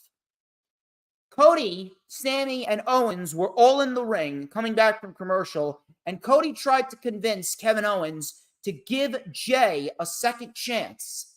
Sami agreed, and he talked about how he was there with Jey, and he knows how Owens is. It's going to take a little bit longer for Owens to come around, said Sami. Owens then acted very sarcastically. Yeah, let's pretend like Jey didn't cost me 5 title matches, or let's pretend like Jey didn't cost you the Universal title at Elimination Chamber. He didn't cost you the title at WrestleMania. But here's the thing. I don't trust Jey Uso, but I trust you both. So I hope that you are right. And that was the way the segment ended. This was actually a pretty decent start. And I'm not going to lie to you, this is more intriguing than whatever the Bloodline has going on SmackDown. This was more intriguing than whatever the Bloodline has going on SmackDown. And you know why? Because they're playing up the fact that Jey Uso is a man who has been in the trenches with the Bloodline for God knows how many years. He has finally broken free. Now he's on Monday Night Raw on his own. And now he is among a roster full of individuals that he has screwed over. Individuals like Sami and Owens and Drew and Cody. And no one trusts him. It's great. It's a very simplistic story. And on top of that, you got the Judgment Day involved. This is actually the most intriguing that the Judgment Day has been since the Rey Mysterio feud. I haven't been this invested in the Judgment Day since the Rey Mysterio feud. It's a great thing. So whatever they're doing, it's working with Jey Uso and the fact that he can't be trusted. It's so simple, and it makes so much more sense than whatever's going on SmackDown. You take a look at what's going on SmackDown. Jimmy Uso is acting like he's in the Bloodline after he got demolished by Roman Reigns and Solo. He helped free his brother from Roman Reigns' manipulation. Yes, exactly. Final Hoss says it himself. The Dudline. That's what we're going to start calling him from now on. Jey Uso moves over to Monday Night Raw, and you have him involved with the people that he screwed over in the past. He becomes the best thing in WWE right now outside of Gunther and LA Knight. And then you got Jimmy Uso on SmackDown with Solo Sikoa in the Dudline. Never mind the Bloodline, the Dudline. And I can't decipher whether Jimmy Uso is in the Bloodline, whether he's out of the Bloodline. Either way, if he's trying to get back in the Bloodline, it makes no sense after Jimmy Uso got beaten within an inch of his life legitimately 2 months ago by Roman Reigns and Solo. It makes absolutely no sense. Whatever they're doing on SmackDown just ain't cutting it. It ain't cutting it whatsoever. So from there, we actually go into a match between Kofi Kingston and Ivar of the Viking Raiders. And I can't even believe that I'm saying this, but this was probably the best match on the entire show. This was great. And if anything, this was probably the biggest breakout singles moment that Ivar has ever had. I have zero complaints about this match at all. These two worked hard, and I mean worked hard, to give the people something of substance here. So Kingston came in with a flying chop. That got a 2. Ivar then came off the apron with a splash on Kingston. That was brutal. Brutal stuff. So we had a side slam by Ivar and a flying crossbody. Kofi then with a splash to the back for a 2. Double jump crossbody and an SOS. Kofi got another 2. Kofi with the boom drop. He went for trouble in paradise, but Ivar caught him with a tiger bomb. I like the fact that Ivar is using the tiger bomb. That's a good move for him. We had a spin kick by Ivar, turning Kofi inside out. Ivar with the Bronco Buster. He went up to the top, and he delivered a picture-perfect moonsault. Moonsault connects on the money. Moonsault connects on the money. Kofi just kicked out. Kingston then with a sunset flip powerbomb. Trouble in paradise, and Kofi Kingston wins. A great wrestling match, and a match that was easily the best match on the show. I don't know where this came from. I'm not sure who conceived this. I'm not sure whose thought it was to let these guys go 15 minutes, but I am not complaining whatsoever because these are the types of matches that we need. We need this type of material on Monday Night Raw. It's ridiculous how we have 3 hours of a wrestling show and we get mid-wrestling at best.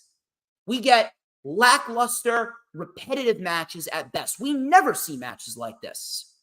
We need more material as we see in this match with Kofi and Ivar. And I'm not even mad that Ivar lost. I'm not even mad because what he did right here was a breakout moment in his career that people are going to be looking back on, and they're going to be saying, man, Ivar, he's usually a tag team guy, but he can wrestle solo very well. So this was a great match right here. And I'm actually looking forward to seeing what we have with Kofi Kingston and the New Day versus the Viking Raiders going into the future. I think that would be a great Viking rules match, potentially at Fastlane. Rollins and Nakamura, they actually had a little segment where Nakamura was trying to hide behind security and Rollins was escorted out by security. And we go into a match with Ricochet and Shinsuke Nakamura. And this was actually a very good match for what it was. So Nakamura, he came in with a sliding drop kick as Ricochet was going for a handspring move. Ricochet, he delivered a standing moonsault for a 2. Ricochet then had Nakamura on the outside, moonsault off the middle rope to the floor. Ricochet then mounted a comeback with a handspring back elbow. Standing shooting star press for a 2. We had a springboard crossbody as well. Ricochet then was tripped up on the apron. Enziguri on the floor by Ricochet, and then Ricochet took a chair and hit Nakamura with the chair. Nakamura won the match via a DQ. From there, we had Nakamura chopping out the ankle of Ricochet, delivering a Kinshasa to the back, and then Ricochet's leg was crushed in between the post and the chair. Rollins then came out to attack Nakamura, and we get a little brawl here where Rollins was actually back body dropped onto a steel chair and then back suplexed on the announce table. Once again, selling the back. And after what we got right here, this was actually the first genuine time that it felt like there was any heat between Rollins and Nakamura. I'm not going to sit here and complain about this. Yes, the DQ finish was lame, but this genuinely felt like these two had some heat between them. The entire feud was lifeless. They had a very good match at Payback. I will say that. They had a very good match at Payback, but the feud itself did not have any steam. This moment right here, first moment, it genuinely felt like they had some heat. They had some steam. Now, based on what happened, it doesn't look like Ricochet is going to be involved in the match at Fastlane, unfortunately. However, Rollins is allowing Nakamura to choose the stipulation. And if that's the case, if we get a last man standing match, I won't complain. Get a last man standing match and we get ourselves one hell of a performance. I remember back in Money in the Bank in 2018, Nakamura and Styles had a great last man standing match for the WWE Championship. Do the same with Rollins and Nakamura. I wouldn't mind it at all. But this was not whatsoever. I actually appreciate the fact that they built heat between the two. So again, I can't really complain. We had Piper Niven and Chelsea Green versus Shayna Baszler and Zoe Stark. Shayna Baszler and Zoe Stark, another tag team for the women that they are pairing together for absolutely no reason whatsoever. No reason whatsoever, simply because of the fact that they need women's tag teams because they are too stubborn to just get rid of the women's tag team titles. This match barely lasted 5 minutes because Nia Jax came out, attacked Piper Niven, delivered a Samoan drop and a running senton on Zoe. She then delivered a Beal to Chelsea Green, and then a body avalanche and a Banzai drop on Shayna.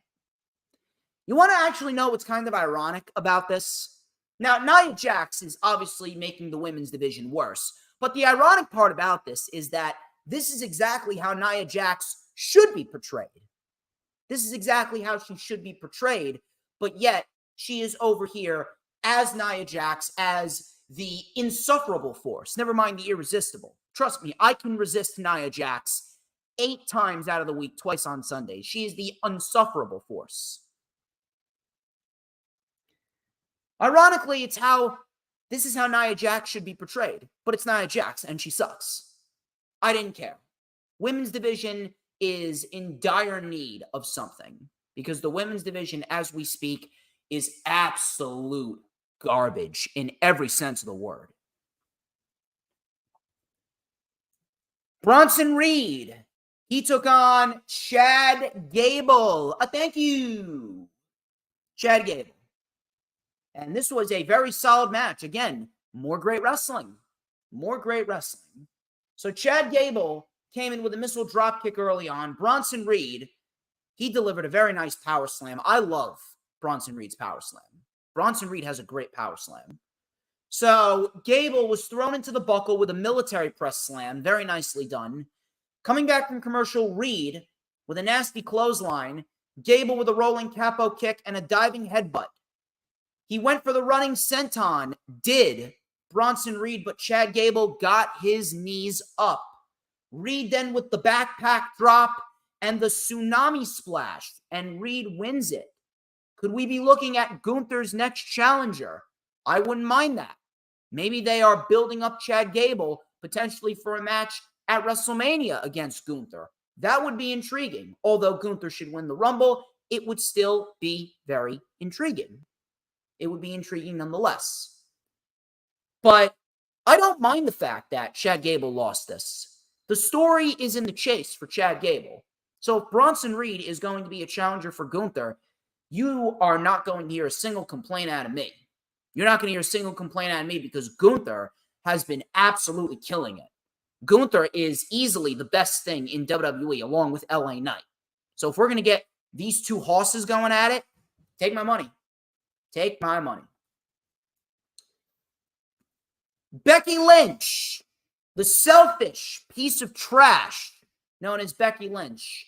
She came out for her NXT Women's Title Open Challenge, and we got ourselves a little promo here with Natalya, who accepted the challenge, which, by the way, it was supposed to be Tegan Nox who accepted the challenge, and WWE nixed it. Just like I will believe that they will nix Tegan Nox from the WWE roster in due time, which is pathetic. Becky Lynch came out, and I'm telling you right now, it's just very, very hard for me to look at Becky Lynch. I'm actually disgusted with Becky Lynch. And there's people that actually want to come at me and complain, oh, Tiffany Stratton's not buried. Tiffany Stratton isn't buried. Really. Her title reign sucked. She had 0 memorable matches. She's not a good promo. And she goes in, has a great match against Becky. I mean, of course, no duh. Becky Lynch is a great women's wrestler. Of course she was going to have her best match with someone like Becky. But to think, Becky Lynch has done everything there is to do. Why does she need the NXT Women's Championship? Why? She doesn't.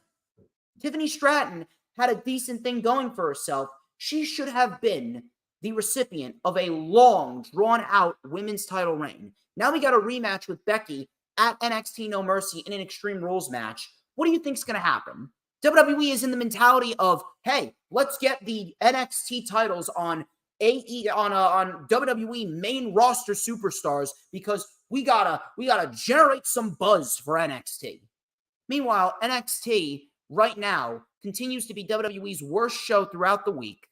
There is absolutely zero investment in the future, and no one's going to care about any of the new talent when they get called up because all they're going to think about is, oh yeah, that's the woman or that's the man that lost to XYZ for the North American title. That's the guy that couldn't get the job done against Dominic Mysterio. You look at Wesley, guy that couldn't get the job done against Dominic Mysterio. Oh, that's Tiffany Stratton, the woman that couldn't get the job done against Becky Lynch. Tiffany is buried. End of story, period. Natalya came out, and I have never been so much of a Natalya fan up until now.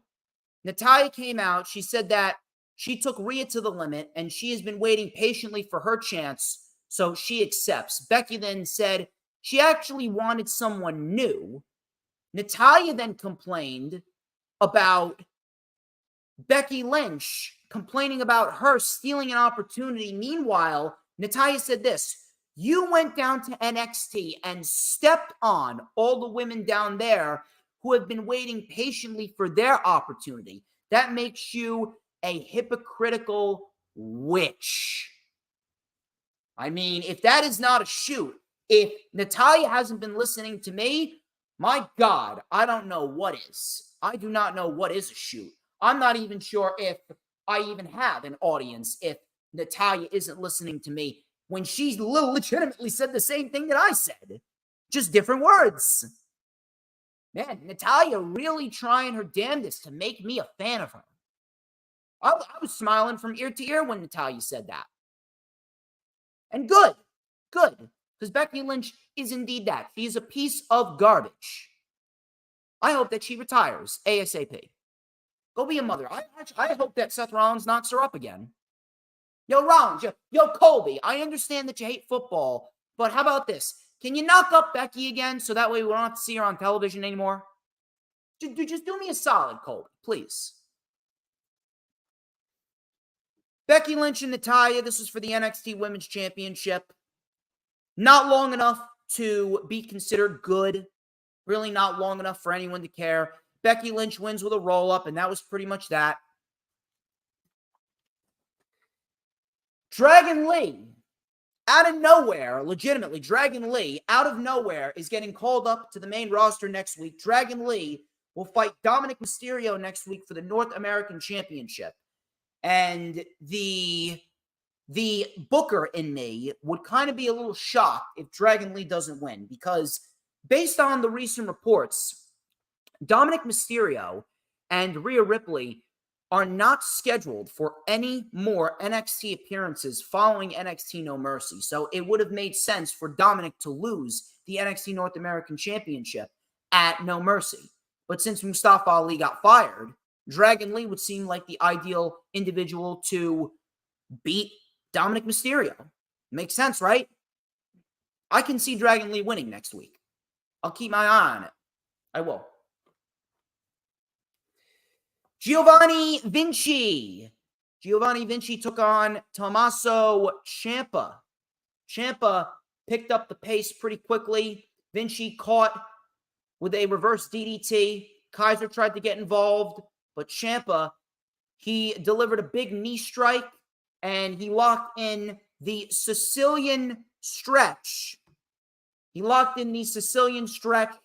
And Vinci ended up tapping out.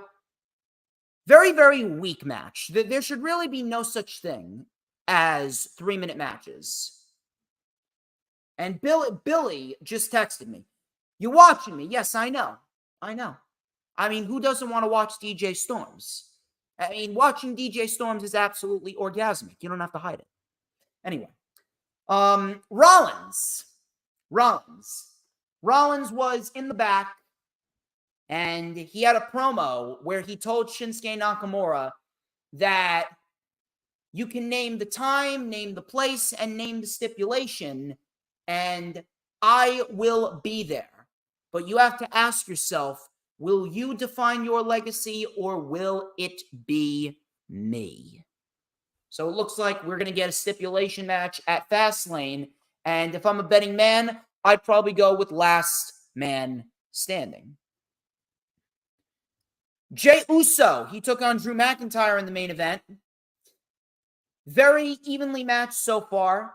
Jey then came in with a suicide dive. Judgment Day then came out through commercial. Drew McIntyre with a superplex to Jey. Jey then with a forearm. Drew went up. He rolled through. Spine buster. That got a 2 count. We had the Judgment Day trying to cause a distraction. And Jey super kicked Drew McIntyre. That got a 2. Priest was then trying to talk to Jey. Jey then super kicked Priest. Super kicked Balor. Super kick Dom. It was a super kick party on Raw. Claymore by Drew, and Drew McIntyre beats Jey Uso in what was a very, very solid main event. Afterwards, the Judgment Day swarmed Jey. They attacked him as Drew looked on from the ramp, and he was contemplating whether or not he wanted to go in and save Jey. All of a sudden, then Cody came out to help. He took out the Judgment Day as Drew McIntyre watched on. And it seems as though Drew McIntyre is in the process of turning heel. And it's a very slow burn, but I don't have any problem with that whatsoever. I'm liking what Drew McIntyre is doing right now. I'm liking this I don't care attitude by Drew McIntyre. It's actually coming off very well. There's a lot of moving parts in this Jey Uso Judgment Day storyline on Raw. And it's actually making the product a lot better. I'm liking it, that's for sure. But Monday Night Raw was not bad whatsoever. It was a pretty solid show. And we ended up getting some decent wrestling, some storyline progression. And Fastlane, if they play their cards right, is looking pretty decent. Looks like we're going to have John Cena and LA Knight versus Jimmy Uso and Solo Sikoa. We could potentially see a match between Drew McIntyre and Cody Rhodes. We could potentially see Rollins and Nakamura in a last man standing match for the world title. Potentially, we're going to see Gunther and Bronson Reed for the Intercontinental title. Maybe the Judgment Day defends the tag team titles. Maybe we see Io Sky and Charlotte. Now, I don't care for Charlotte because Charlotte is terrible. Charlotte is trash. But that's going to be an interesting matchup at Fastlane. So Fastlane ain't looking half bad. Fastlane ain't looking half bad. Continuing this solid week of pro wrestling was Dynamite Grand Slam. And we got ourselves a very, very good wrestling show on Wednesday for Dynamite Grand Slam. First of all, the set looked great. The set looked awesome. Set felt like a pay-per-view. And I believe Tony Khan teased that there will be a Grand Slam pay-per-view down the line. Claudio Castagnoli and Eddie Kingston, they kicked off the show. This was title for title. This was for the New Japan Strong Openweight and the Ring of Honor World Championship. So these guys wasted no time. The strikes started right out of the gate. Claudio with a gut-wrench powerbomb. Claudio's leg was the story of this match. Claudio delivered a back suplex to Eddie on the LED ramp. Diving stomp to the arm by Claudio. Claudio then missed the splash. He delivered an uppercut to Eddie, and that only got a 2 count. Coming back from commercial, Claudio with a TKO. TKO on Eddie Kingston, and Eddie Kingston kicked out. Eddie Kingston kicked out. We then had Eddie Kingston mounting a comeback. We had a big punch to the jaw. Claudio and Kingston then faced off. They traded blows back and forth. We had a big lariat by Claudio. That got a 2 count. We had Claudio and Kingston trading pinfalls, another big uppercut, and a Ricola bomb. Kingston kicked out of the Ricola bomb. Kingston then, with a flurry of offense, spinning back fist, a second one, half and half suplex, spinning back fist, Northern Lights bomb, and Claudio kicked out. I thought that was it, but there was a bit more to be done.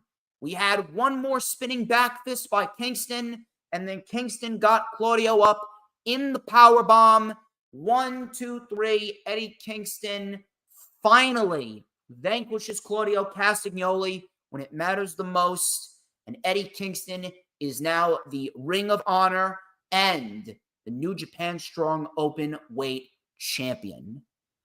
Great match and an even greater moment for Eddie Kingston. If there is one guy that deserves a moment like this, it's Eddie Kingston. Eddie Kingston, who was set to retire during the pandemic, was given the opportunity by Tony Khan. He was brought into AEW, and he organically got himself over little by little to a point where now he is easily one of the best acts in all of AEW.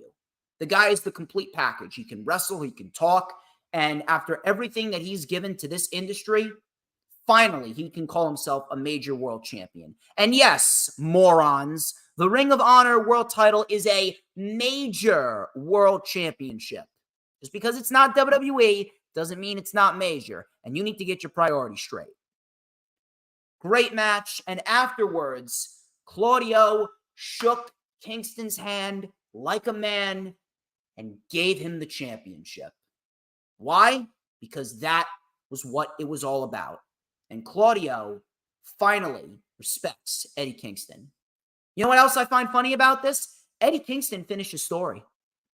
Cody Rhodes is somewhere sobbing in the corner, eating a pint of ice cream, watching two broke girls. Cody Rhodes is distraught. This is how you make someone into a star. Kingston finished his story. How about that? We can have Eddie Kingston finish his story, but Cody can't finish his. And with The Rock coming back, Cody ain't never finishing his story.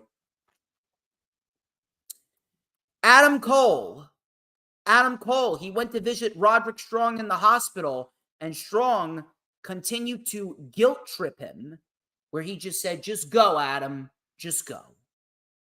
So Roderick Neck Strong is continuing to guilt trip Adam Cole, and it does indeed look like Adam Cole is going to end up siding with Strong in the end of it all. Sammy Guevara, he took on Chris Jericho. Sammy Guevara was actually wearing one of Jericho's old light-up jackets, which was great. That was a nice touch. And then he also had the rapper who sang his theme song, rapping his theme song to the ring.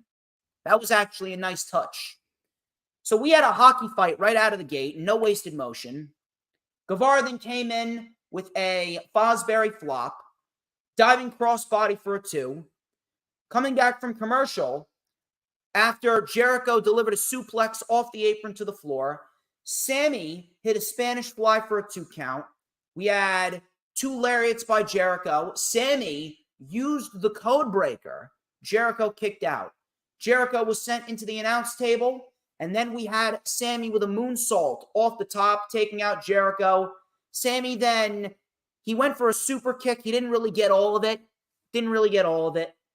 But he recovered quite nicely with a cutter off the top. He then went for the go to hell or the go to hospital, and we saw Jericho reverse it into the walls. It was in deep. Sammy was able to get out. Sammy then with an avalanche cutter off the top, Jericho kicked out. Lion salt by Guevara. Jericho got the knees up. Jericho with the lion salt. Sammy kicked out. V-trigger by Sammy. Go to hospital. He went up to the top. He went for the shooting star. And as Sammy went for the shooting star, Jericho caught him in midair with a code breaker. He didn't get all of it, but it was a badass code breaker in midair off the shooting star nonetheless. And that was actually a very, very, very solid way to end the match. There's no getting up off a shooting star into a code breaker. Jericho wins a great match, probably one of Sammy Guevara's best performances ever. And it lived up to the moniker of 4 years in the making. Afterwards, both men hugged it out. But Sammy Guevara delivered a low blow to Jericho in the same manner that Jericho hit a low blow on Shawn Michaels at WrestleMania 19. Sammy Guevara shoved down Chris Jericho. After the low blow, Don Callis came out, and now Sammy Guevara is now out of the shadow of Chris Jericho, and we got ourselves a new member of the Don Callis family, and I'm liking it. I'm liking it. This is actually going to do wonders for Sammy Guevara. Him being a part of the Don Callis family, with how much heat Don Callis has, it's going to be very, very intriguing. And we do have a match confirmed for Wrestle Dream, which I will talk about in a bit. Jon Moxley. This seems to have been the topic of discussion here at Dynamite Grand Slam. Jon Moxley and Rey Fenix, AEW International Championship. Phoenix went right after Moxley, and he dove off the stage onto Moxley on the floor. And it seems as though this is where Moxley got hurt, because Moxley, his head hit the mat. He was not feeling right, and it was believed that he suffered a concussion. He was actually feeling off the entire match. Now, that did not mean that the match wasn't good. It was a good match, but he felt off. Phoenix came in with a double foot stomp later on. Moxley then with a delayed pile driver sent on by Phoenix. Phoenix looked like he had him beat because he delivered the Fire Thunder driver, but the referee didn't count it. And apparently it was revealed that Moxley, since he wasn't feeling good, he called an audible because he has that power. He called an audible, and he was going to allow Rey Fenix to win. And he didn't tell the referee.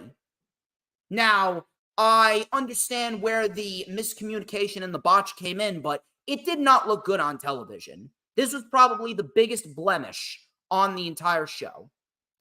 Moxley, he was fine off the Fire Thunder drivers. That wasn't the problem. It was the dive off of the stage, and Moxley, his head seemed to have hit the floor wrong.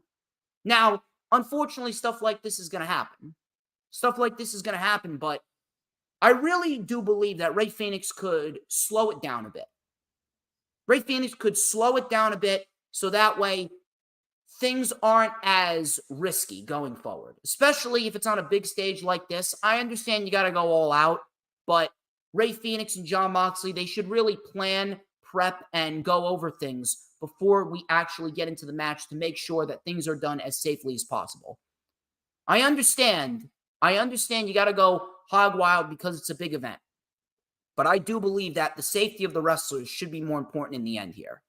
Now, in the end, people are going to use this just as a cheap way to just bash AEW and make Tony Khan look bad.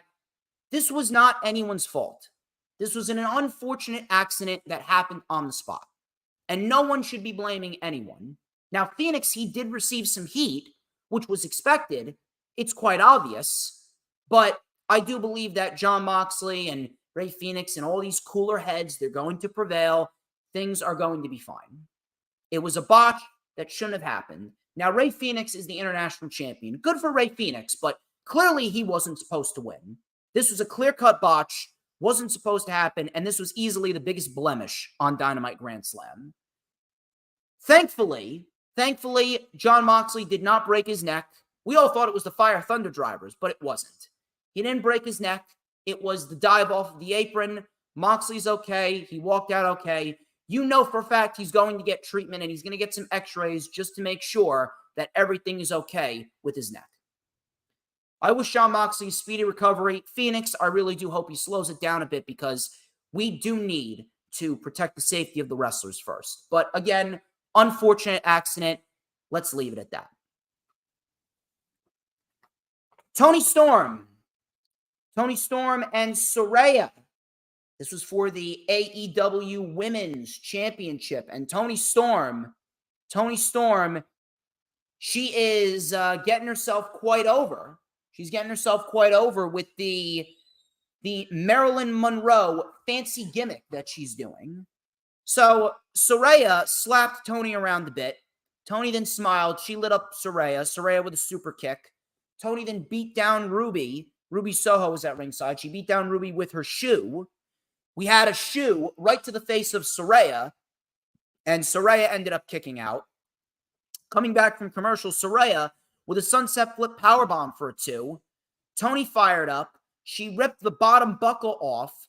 Ruby gave Saraya some spray paint. Saraya with the spray paint to the eyes and the nightcap. Tony Storm kicked out. The crowd was actually very much into this. Saraya couldn't bring herself to use the exposed turnbuckle because at the end of the day, Tony is her friend. Tony then kissed Saraya right on the lips. She kissed Saraya to a pop from everyone and then delivered the Storm Zero. I thought that was it. Saraya kicked out. Saraya then was put right by the exposed buckle. Saraya then moved Saraya with the nightcap off of the middle rope, and Saraya ends up taking the win as expected. Crowd actually made this match a lot better than it was. Not to say that it was a terrible match, but this was a very basic match with a lot of shenanigans, but it's because of the crowd that it ended up turning out to be fairly decent. So that much I will say. The crowd actually brought this match up several notches. Tony was clearly distraught. I actually thought Mercedes Moné was going to make her way out there, but no Mercedes Moné. No Mercedes Moné, not yet. So from there, we go into our main event. MJF and Samoa Joe for the AEW World Championship. 8 years in the making. 8 years in the making when Samoa Joe shoved MJF into a brick wall back at NXT TakeOver Brooklyn 2 before his match with Shinsuke Nakamura. So MJF came out with Mets-inspired gear. Now, I'm a Yankees guy, just letting you all know. MJF went for the choke, but Joe went right on the attack of MJF's neck. So that was the story throughout the match.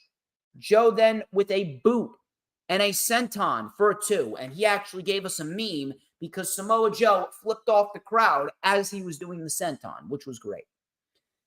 MJF then with a few short-armed lariats and a big one by Joe. Joe then ripped off MJF's Mets-inspired shirt. MJF got pissed. He busted Joe's hand, or not Joe's hand, Joe's head. He busted Joe's head into the buckle. 10 punches in the corner. Joe then with an enziguri and a Death Valley driver on the apron, which looked absolutely brutal. We had a table getting set up by the barricade, and Samoa Joe with a Uranagi to MJF through the table. Back in the ring, MJF kicked out. So MJF was being the conquering hero here in New York.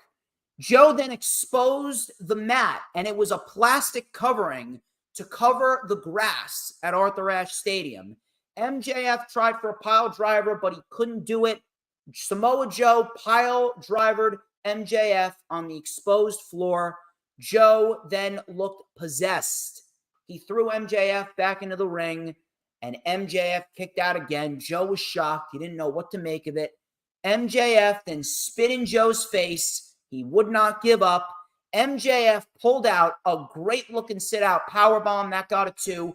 Crowd was chanting, "This is awesome."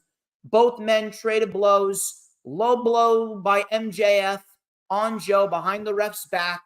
We had the Dynamite Diamond ring, but the referee caught him. Joe with the low blow. Muscle Buster. We thought we were going to get a new champion. MJF kicked out again. Joe looked like he just wanted to give up. Joe went for the coquina clutch. Crowd was going nuts. Cole came out, and it looked like he actually tweaked his ankle. Joe had the coquina clutch in. MJF's arm dropped once. It dropped twice. It didn't drop a third time. MJF was hyping himself up. All of a sudden, MJF then bit Joe's hand to get out of it. The referee was down. And MJF used wrist tape to choke out Joe, and Joe ended up going out.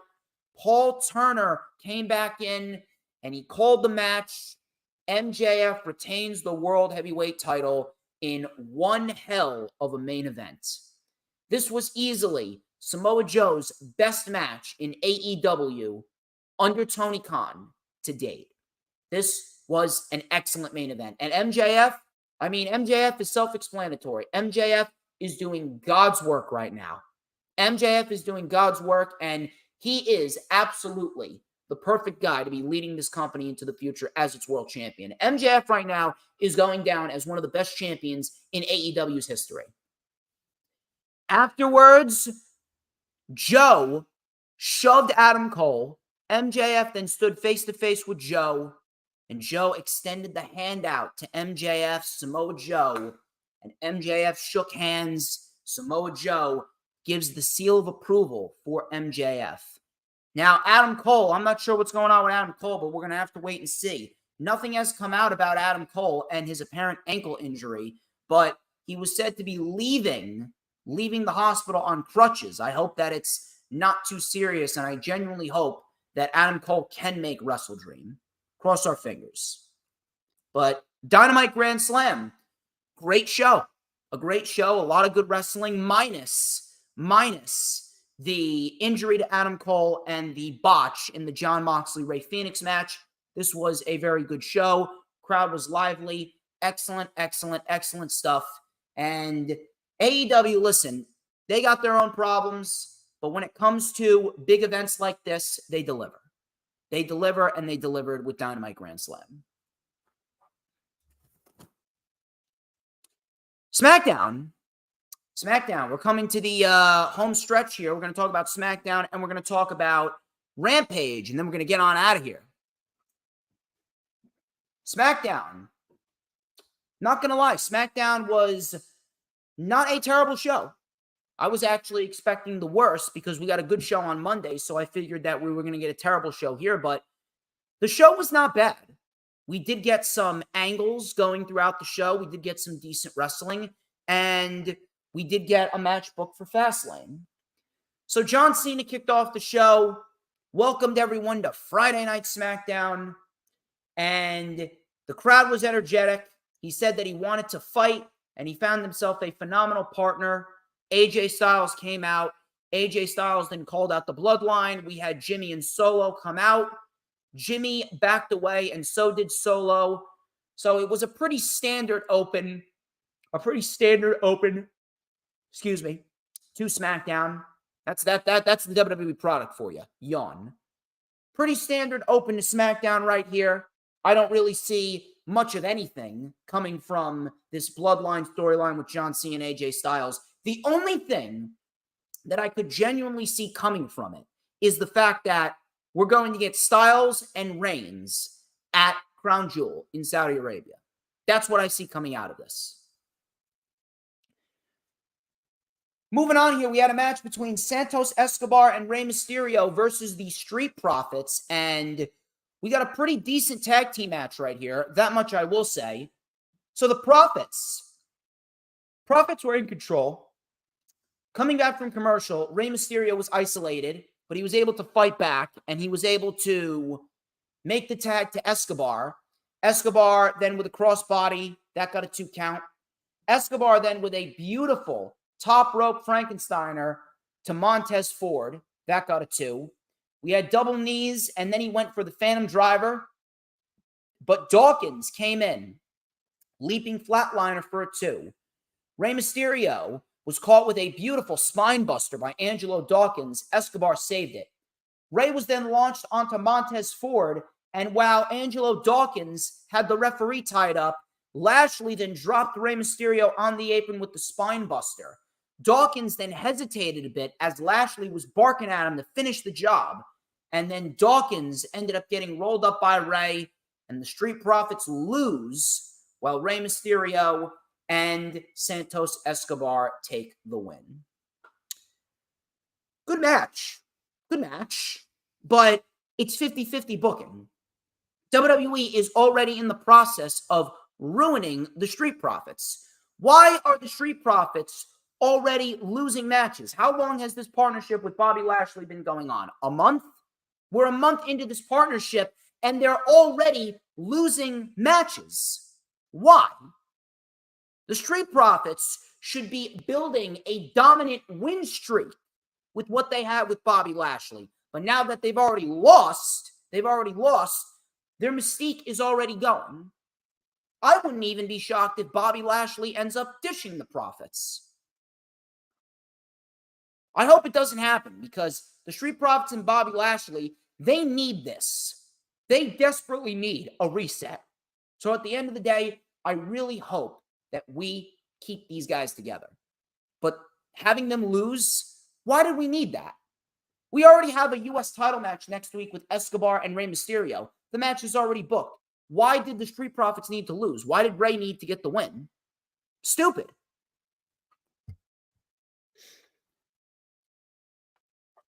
So from there, Austin Theory, he was pissed off because WWE replayed The Rock's return from last week, and he was not a happy camper.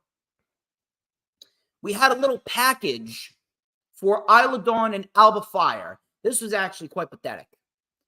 On SmackDown, we had a package for Alba Fire and Isla Dawn stating that the women's tag team titles are cursed. Women's titles are cursed. So what WWE did on SmackDown was they had Alba Fire and Isla Dawn go out there with this promo package, and they pretty much mocked their own women's division right in front of your face. Instead of getting rid of the titles, they keep them around, and they're acting as if the women's tag team titles are cursed because Alba Fire and Isla Dawn lost them, and when they lost that match, now the curse is in full-fledged motion, and no one is safe. They are mocking the division at this point. I don't understand why WWE just tries so desperately to make things sound cool, and they capitalize on the misfortune of others. They capitalize on the misfortune of other women who have held those titles, and they capitalize on the utter garbage that those titles are to try and make a terrible promo package out of this. Just burn the titles. My God. Very, very, very, very, very lame. I'm sorry. Moving on here, we actually got ourselves a very, very, very good women's match. Very, very, very good women's match right here. It was Io Sky and Asuka. Now, I was actually a little disappointed that they put this match on SmackDown, but it did not end in a DQ. They actually let these two women go out there and deliver a very hard-hitting, very physical women's wrestling match for nearly 20 minutes. And this was probably the best women's match on SmackDown that we have seen in many, many, many months. I was shocked. I was dead shocked. So before the match could even start, we had Charlotte Flair come out.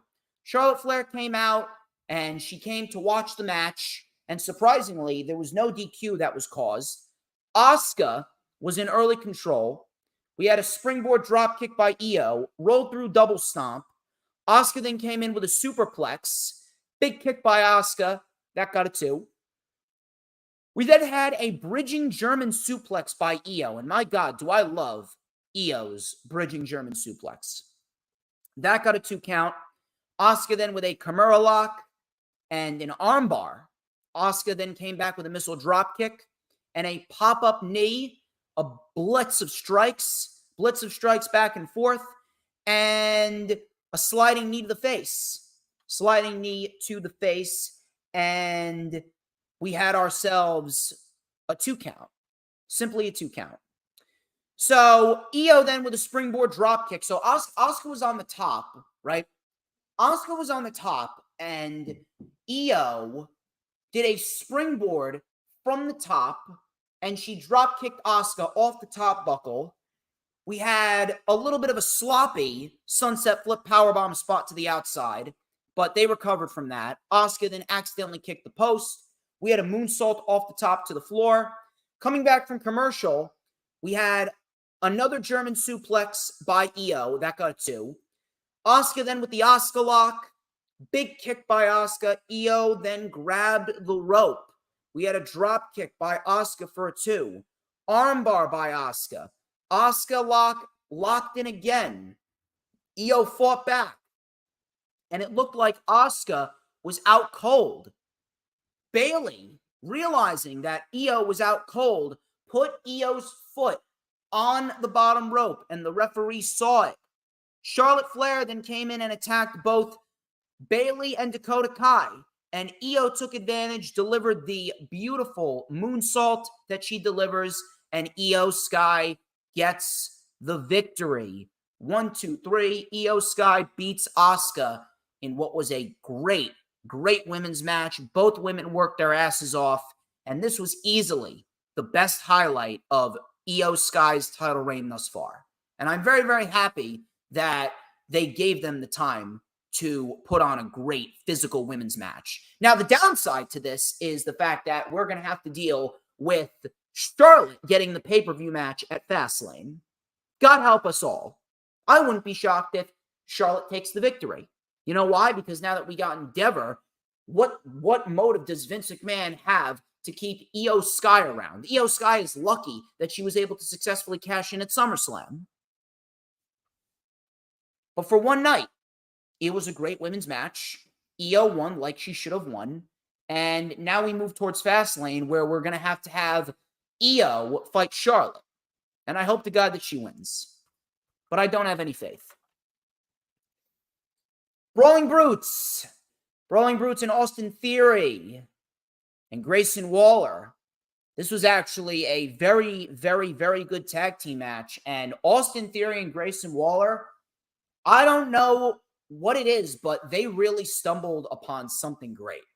Theory and Waller actually have a nice, solid thing going for themselves. And I really do hope that they keep them together, because Theory and Waller, just the way that they mesh together, and the way that they just ooze their confidence and charisma, it makes them great heels. And this was a very good tag team match. So the Brawling Brutes, they were in control early on. Coming back from commercial, Butch was then isolated. He finally got the tag to Ridge. He lit up Waller with a big forearm to Theory. Butch then saved it. We had Ridge with a military press power slam on Theory. And then he caught Theory off the military press into the power slam. Beautifully done. Butch then took out Waller. We had an Alabama slam by Ridge Holland. That got a 2. Boston Crab was locked in. And Grayson Waller rolled in the ring out of nowhere with the stunner. And then Theory hit the A-Town down. And Theory gets the victory. 1, 2, 3. In what was a very good tag team match. Adam Pearce was getting set to monitor the contract signing with AJ Styles, the Bloodline, and John Cena. All of a sudden, they cut to the back, and Jimmy Uso and Solo were attacking AJ Styles. Solo was on a platform, and he jumped off the platform with a huge Uso splash onto AJ Styles through a table. And that actually looked pretty good. The angle that they shot it at was very, very nice. Cena ran to the back, and Styles ended up being taken away in an ambulance. Heyman then came out to the ring, as did Solo and Jimmy, and we got ourselves a little promo. And we have ourselves with Jimmy Uso kind of acting all confident and cocky and acting like he's simpatico with the Bloodline. Cena came out, and we got ourselves a big brawl, which resulted in the Bloodline walking out as the individuals who stood tall. And they got the better of Cena with the Samoan spike by Solo and the big splash by Jimmy. Now, apparently, LA Knight was supposed to be a part of a segment on this show, and it got canceled. Now, originally, I thought that it got canceled because they're planning on getting rid of LA Knight. Because, again, Vince McMahon never saw anything in LA Knight. But But that's not the case. Knight was supposed to interrupt the Bloodline's beatdown, and he was supposed to save John Cena. He didn't save John Cena because he tested positive for COVID this week. And that's why he was not at the show.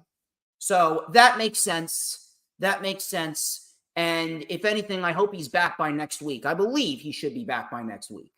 If he's feeling better, I believe he should be back by next week. But LA Knight, he seems like the ideal guy to be John Cena's partner at Fastlane, because after we get through with AJ Styles and Roman Reigns, because you know AJ is going to get the match at Crown Jewel, the next logical step would be LA Knight and Roman Reigns. That was SmackDown for you. Not bad. Not a bad show. I was actually pleasantly surprised. And then our final show, before we get out of here, looks like we're going to end up peaking 2.5 hours. Looks like those watch hours are going to be up. Y'all better be watching. Y'all better be getting me a ton of watch hours right now, because we want to get this old guy monetized, all right? We want to get DJ Shizzle Dizzle monetized. You heard? Anyway, Rampage Grand Slam. We actually got some pretty decent wrestling on this show. And we got ourselves a very nice promo with Don Callis and Sammy Guevara. So Rampage this week was actually very good from an in-ring standpoint and from a promo standpoint. Christian Cage and Luchasaurus, they took on Darby Allin and Sting to start the show. This was a decent little match. Really wasn't anything crazy. The crowd was still active. The crowd stayed there for the rest of the show. So what MJF said to stick around for Rampage, that was very, very nice of him, and the crowd listened. This didn't really go all too long, and this was pretty much done in regards as a setup towards the match that they have going down tomorrow, because it's going to be Darby and Luchasaurus and Christian in a triple threat. So we got a brawl right before the match started. Darby was driven headfirst into the ropes by Luchasaurus. So Darby then dove through the ropes on Luchasaurus. Darby was a little wonky after being sent into the post. Coming back from commercial, Luchasaurus with a choke slam, but Sting saved it. Darby and Sting with a coffin drop, scorpion death drop combo. Nick Wayne caused a distraction, and Darby ended up rolling up Christian Cage to get the victory. And that was pretty much that. A decent little match that they had going on right here. And Darby and Sting won as expected. I wasn't expecting them to lose whatsoever, because why would they lose? Why would Sting and Darby lose, considering Sting's undefeated in AEW, and Darby Allin, he's going into a title match tonight on Collision. So why would they lose? But that was the way that they kicked off the show. A little underwhelming from a Sting Darby standpoint, though. Chris Statlander and Hook and Orange Cassidy, they took on 2.0 and Anna Jay. I'm actually going to throw something out for you guys here. This match was actually better than the opening match. This match was actually more fun than the opening match. I'm not even going to lie to you. This match had a better layout and a better flow than the opening match. So Statlander showed off her strength with a vertical suplex on Anna Jay. Anna Jay was not too bad here whatsoever. Matt Menard took out Hook. We had a suplex by Angelo Parker, 4-2. Coming back from commercial, we had a tag to Orange Cassidy. Cassidy with a suicide dive on Jake Hager. And 2.0, they caught a double drop kick. Statlander and Anna Jay then came into the ring, and we had a three-way suplex where the baby faces delivered a three-way suplex on the heels, which looked very nice. Hook then with an exploder suplex to Matt Menard. He then delivered an exploder suplex to Parker onto Menard. Jake Hager then knocked out Hook. Jake Hager caught the orange punch. Cassidy then dropped Anna Jay. Daddy Magic was locked in the red rum. It was in deep. And then Orange Cassidy with the orange punch on Angelo Parker, and Orange Cassidy gets the win for his team. And it was a decent little showcase for all 6 of these individuals here. A fun little match. And I would go on record and say that it was actually better than the first match. I can't even believe I'm saying that, considering that the talent in the first match was just beyond comprehension. But it goes to show you, when you give someone the proper amount of time, when you give a match the proper amount of time, they're going to deliver. And we got a decent 6-person tag team match. Tony Schiavone, he interviewed Don Callis. And we had ourselves a promo. With Don Callis and Konosuke Takeshita. Don Callis introduced the newest member of the Don Callis family, that being Sammy Guevara. So Sammy Guevara came out looking as smug as ever. We had Sammy Guevara saying a few weeks ago, Wrestling World was abuzz with my pursuit of Chris Jericho, and he ended up with Sammy Guevara, said Callis. And then Guevara said, I hated you for a long time, said Guevara. It's because I thought you were trying to rip me apart from my family. But you showed me I never really had one. For the past 4 years, Chris Jericho is taking me for granted, just like you all have taken me for granted. Chris Jericho is dead to me, and I never want to see him again. Afterwards, Chris Jericho then came out. And he went right on the attack. Guevara and Takeshita then bashed him with some steel chair shots before Kenny Omega came out of nowhere, and he saved Chris Jericho. He was wielding a lead pipe, and we had a little face-off with Jericho and Omega, and it was confirmed that we will see Jericho, Omega, and Ibushi taking on Sammy Guevara, Konosuke Takeshita, and a partner of their choosing, which I assume is going to be Will Ospreay. Now, here's what I'm going to say. Is this tag team match going to be a bad trios match? No, it's not going to be a bad trios match at all. It's going to be a fun one. It should be. But I mean, how many trios matches have we seen recently? How many multi-man matches have we seen recently? We just got done with Stadium Stampede at All In. We saw a 6-man tag team match with Kenny Omega and Kota Ibushi at All In. Then we saw an 8-person tag team match between the Bucks, FTR, and Bullet Club Gold. How many trios matches and 8-man tags, how many multi-man matches do we really need? Listen, I thoroughly appreciate what Tony Khan does, but there are way, and I mean way too many multi-man matches in AEW. The proper thing to do, if you were going to do this, the better option would have been to do Konosuke Takeshita versus Kota Ibushi, and then do Omega versus Sammy, and make it out to be like, okay, if you want to get to Takeshita again, you got to go through Sammy. And you could have given Sammy and Takeshita 2 big wins to solidify themselves as top-tier talent. I don't understand what the fetish is with all of these multi-man matches. Now, we're going to get Ospreay in there. That's going to be fun. It's going to be very, very fun. We're going to get Ospreay in there, and Ospreay and Omega are going to have a back and forth. Ospreay and Ibushi are going to have a back and forth. That's fine and all. But again, it just feels like Tony Khan is just relying way too much on the overabundance of trios matches. I'd much rather prefer some singles matches. Plus, Konosuke and Ibushi and Omega and Sammy, they sound a lot more advertising than a trios match after we just got done with various multi-man matches. I'm just throwing that out there. Not to say it's going to be a bad match, but they could have done better than that. Good segment, though. I'm not going to knock the segment.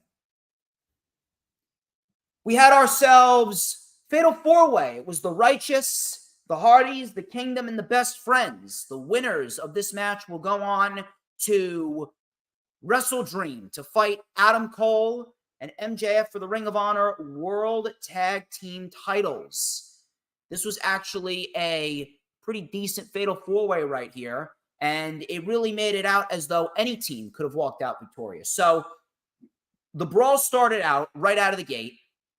The baby faces went after the heels. Taven then flew over the top rope, and he took out Dutch, Vincent, and the Hardys. The Best Friends then came in with double Tope Con Heroes over the top onto the pile. Coming back from commercial, Trent then tagged in Matt Hardy. He took out Vincent with a side effect for a 2. We then had Vincent being kept at bay by the Hardys. Poetry in Motion. We had a spinning side slam by Dutch on Jeff Hardy. Spinning side slam on Bennett, which looked very, very nice. I'm actually really, really liking what Dutch can do. Dutch reminds me a lot of the Big Boss Man, if you ask me. We then had the Soul Food half and half on Dutch. Super kick by Chuck Taylor on Matt Taven. Bennett with a low blow and the spike pile driver, but Trent was able to save the match. We had a twist of fate by Jeff. We had Jeff going up to the top. Vincent made the blind tag and tagged himself in. Swanton bomb, but Dutch pulled Jeff Hardy out. And then Vincent with death from above. And Vincent and Dutch, the Righteous, get the win, and they will challenge MJF and Adam Cole for the Ring of Honor World Tag Team titles at Wrestle Dream. And I have no problem with the Righteous getting the win, because the Righteous, they are great at what they do. They're very, very good at what they do. So if you're going to give me the Righteous versus Adam Cole and MJF, no problem. And it's going to be a nice little heel team for MJF and Adam Cole to beat. I'd like to hope that Adam Cole can make it to Wrestle Dream after the scare that we saw on Wednesday on Dynamite. Now, I do still believe that we will see the Kingdom take the titles off of Adam Cole and MJF. It just makes sense. It's all part of the story. But if you want to give them a little bit more time with the titles, I got no issue. It seems as though Full Gear would be the proper time to make the turn. I can absolutely see MJF and Adam Cole losing the titles to the Kingdom at Full Gear, and Adam Cole aligns himself with the Kingdom and Roderick Strong. And MJF is going to be left on his own going into 2024. The Dark Order. The Dark Order, they took on the Acclaimed and Daddy Ass for the AEW World Trios Championships. And this was actually the best match of the night up until this point. And it really goes to show you how underrated the Dark Order really are. So the Acclaimed was in control early on. Silver caught Daddy Ass. He was caught by Daddy Ass with a body slam. Billy was then sent into the ring post, and the Dark Order took over. Coming back from commercial, Caster was isolated. Caster fought back. We had a tag to Daddy Ass. He lit up the Dark Order with a back body drop on Reynolds. Big Lariat tagged to Bowens. Bowens with a nice 4-piece combo. We had the Arrival and the mic drop, but Silver shoved Bowens into Caster to break it up. Evil Uno then took the World Trios title belt and hit Bowens with it behind the referee's back. Reynolds covered, but Caster kicked out. Excuse me, it was Caster that was hit. It wasn't Bowens. Caster was hit with the belt behind the referee's back, and Reynolds covered. Caster kicked out. Silver then with a cannonball taking out Billy Gunn. Reynolds was then turned inside out. We had a little wombo combo by Reynolds and Silver, but Caster came in with a Famouser on Reynolds and then an inside-out flipping cradle driver, and the Acclaim retain the World Trios titles in what was a very good match for what it was, and that was it. The Acclaim get another win on the big stage of Arthur Ashe, and they continue their World Trios titles reign going into the fall. Now, based on what happened in the main event of the show, I would like to believe that we could be looking at the team that are going to take the titles from the Acclaimed. And we'll talk about that in just a little bit. But from there, we had Julia Hart and Sky Blue. They actually had a decent little showing. Not bad from these women whatsoever. We had a nice knee strike by Sky Blue. Sky Blue is really becoming one of my favorites here. We had a snap suplex. Julia Hart took over with a superplex from the top and a moonsault press for a 2. We had an elbow to the head by Julia Hart, and then she locked in Heartless, the Heartless lock. Sky Blue tapped out. We had Julia Hart maintaining the Heartless lock before Willow Nightingale came out to make the save. And that was that. And we got ourselves Willow Nightingale and Sky Blue on the show tonight. Now, if you ask me, I would not have put the women's match on the show. I would have taken that match off the show, and I would have actually had given more time to the main event. But that's just me. However, we did get a new storyline brewing. It is Mike Santana, who is now back in action. He took on Dirty Bulk Bronson. Santana won with the double underhook knees to the gut. We then saw Ortiz come out on the stage, and Ortiz asked Santana if he wanted to talk, and Santana just walked off. So it looks like we could very well see the feud between Ortiz and Santana, and it really speaks to their professionalism to be able to work with one another, even though they are not on good terms. So I like that. Main event. It was the Mogul Embassy. This was Bishop Khan, Toa Leona, and Brian Cage. They took on Hangman Adam Page and the Young Bucks, the Hung Bucks, if you will. And it was for the Ring of Honor World Six-Man Tag Team Championships. The match honestly could have swung either way, but we ended up with new Ring of Honor World Six-Man Tag Team Championships being crowned to the Elite.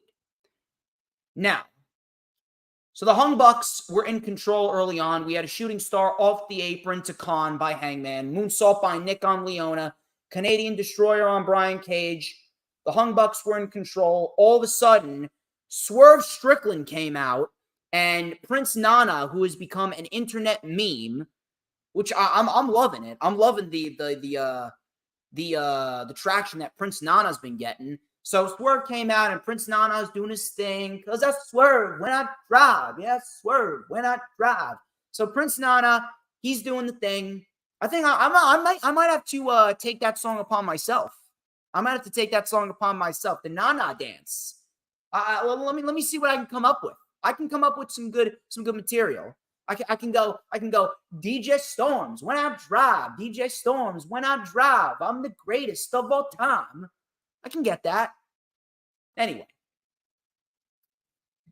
So after that, after we had the Nana dance, we had the Mogul Embassy isolating Nick Jackson, I believe it was. Paige got the tag, and Paige lit up Khan with a springboard lariat, moonsault on Cage for a 2. We had the Bucks with double tope suicidas on the Gates of Agony. Paige then with a Hurricane Rana to Cage off the middle rope. Super kick party by the Bucks. The Mogul Embassy with triple slams. But the Elite all kicked out. We then saw Billy's legitimately texting me right now. Don't rap. Who's to say I can't? Have you seen me rap some Eminem? I can rap. All right? I'm multi-talented over here. Maybe I should become a DJ. Don't tell me what I can and cannot do, Billy, okay? Don't tell me. Where was I? Oh, yeah, that's right. Where was I? So, we had triple slams by the Mogul Embassy. I believe Brian Cage delivered an F5. Toa Leona delivered a Samoan drop. And then Bishop Khan, he delivered an air raid crash. The Elite all kicked out. We then had the Elite The Elite still on the defense, and Leona delivered a huge flying splash off of the middle rope. Matt with a super kick to break it up. We had super kicks all around. Double buckshot lariat. The Deadeye connects, but Cage kicked out. Swerve then walked down to the ring. Page met him eye to eye. Page then with a discus lariat. He went for the drill claw, but we had Hangman Page rolling up Brian Cage to get the win. 1, 2, 3. And Prince Nana was not swerving when he drives because the Mogul Embassy are no longer the Ring of Honor World Six-Man Tag Team Champions as their reign ends at, I believe, 282 days. Now, honest to God, it could have swung either way. And I know that some people are probably upset with this call, but to be quite honest with you, I'm not as upset as some people are. I'm not as upset because if you think about it, it kind of had to happen. It kind of had to happen. The Mogul Embassy had been running roughshod with those trios titles for a long, long time. They'd beaten Dalton Castle and the boys. They'd beaten Leon Ruff. They'd beaten A.R. Fox and Grand Metalik and Blake Christian. And they beat Willie Mack and the Infantry as well. They've been running roughshod with these titles all year, dating back to December of last year. The Mogul Embassy have been presented like an unstoppable force that realistically was looking unbeatable. If they beat the Hung Bucks, if they beat the Elite at Rampage Grand Slam, where else would they have gone? What else could they have accomplished? Who was going to beat them? If they beat the Elite, they would have essentially had been unstoppable. So if this means that the Mogul Embassy are now going to move up to Dynamite full time, and we could be looking at the Mogul Embassy versus the Acclaimed and Billy Gunn, and they're going to win the AEW World Trios titles, that I have no problem with. On top of that, it seems like Tony Khan is trying to gain some more traction on Ring of Honor by putting it on the main AEW stars.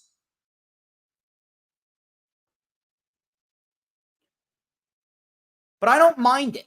I do not mind it in the long run, specifically because of the fact that if they beat the Young Bucks and Hangman Page, there was really going to be no one else that was going to beat him. Dark Order wasn't going to beat him. The Righteous with Stu Grayson, they weren't going to beat him. None of these guys were going to beat him. They weren't. So it seems as though, why don't you just have them drop it to the biggest trio that you could possibly drop it to, develop the story more between Hangman Page and Swerve, and then you can possibly build up a new trio, maybe the Dark Order, maybe the Righteous, maybe it's Adam Cole, Roderick Strong, and the Kingdom. Maybe Roddy and Mike Bennett and Matt Taven take on the Elite. Maybe that could play into a potential blood and guts match. Maybe it's Adam Cole, Roderick Strong, and Matt Taven and Mike Bennett versus the Elite in blood and guts next year. That would be intriguing. That'd be very intriguing. So, in the end, I would have liked to have seen the Mogul Embassy hold it a little bit longer, but it almost felt like it had to be done because if the Mogul Embassy won, they would have pretty much been unbeatable. No one beating them would have been even close to believable. And on top of that, the Bucks and the rest of the Elite have been putting everyone over this year. You take a look at the history of the Elite. They put over the House of Black twice. They put over the Blackpool Combat Club at Anarchy in the Arena. The Young Bucks put over Top Flight on Dynamite earlier this year. Young Bucks then put over FTR. Kenny Omega put over Will Ospreay. Kenny Omega put over Wheeler Yuta at Double or Nothing. Kenny Omega put over Konosuke Takeshita twice. And Hangman Adam Page has not been a champion in over a year. So, I don't mind this as much as other people would have. But that was Rampage Grand Slam. Not a bad show whatsoever. We did get some decent wrestling, and it looks like we are getting the Mogul Embassy on AEW full-time. And I hope that is the case, because they are too good to just be relegated to Ring of Honor. So, What is that on the counter? Why aren't you typing this in the chat, Billy? You realize I'm live right now. I'm literally reading your text right here on my live stream. We already had a mic issue in the beginning. What is it? This? It's like a display. These are coasters. These are coasters. We got a cutting board right here. That's a napkin holder. And then we got ourselves a nice wooden cup right here. Looks like a little bit of a long candle holder. There you go. Wooden champagne cup right here. Why don't you type this in the chat? Hey, you got Jeremy Lewis is cracking himself up over there. But ladies and gentlemen, that's it. That's all I got. We're almost 3 hours into the stream. I got to start working out, and then I got to go take a shower. Billy, of course, is texting me again. Oh, damn. You don't want me to tell that to the people now, do you? Start commenting in the chat. Share the stream out because let me tell you something. I got to boost up these goddamn watch hours. All right? You're lucky you're cute, Billy. Okay? Anyway. I'm getting ahead of myself here. We got ourselves 2 hours, 47 minutes into the stream. That's all I got. You guys are awesome. You guys are awesome. Thank you very much to Sarah Hapka. Thank you very much to Jeremy Lewis, Dylan, and Dee Dee, and Hooligrim, and Billy, and the Final Hoss. You guys are fantastic. It has been a wildly successful stream, to say the least. Do not forget to check out all the links in the description. Get set for all the streams that I got going on in the next 2 weeks. ISPW 25-year anniversary coming up next Friday at 7:30 p.m. Eastern Time in the Total PAL. Finally, Billy decided to comment because she just cannot get enough of DJ Shizzle Dizzle. And on top of that, we got 90s WrestleCon coming to you guys next Saturday. It's going to be big. It's going to be huge. That's what she said. No, not really. Or did she? Or did she? You never know. But anyway, you guys have been awesome. Thank you very much. Check out all those links in the description. Follow me on all platforms, social media. Check out PWP Nation as well. Until next time, I'm DJ Storms. This has been the Lightning Flash Update. But before we get out of here, finally with the good mic, I want everybody to say it. Who runs the IWC? And I'm going to have to steal LA Knight's catchphrase right now. Who runs the IWC? With everybody saying DJ Storms. And don't you forget it. Cause we want retribution. Oh yeah, we want retribution. Oh yeah, we want retribution.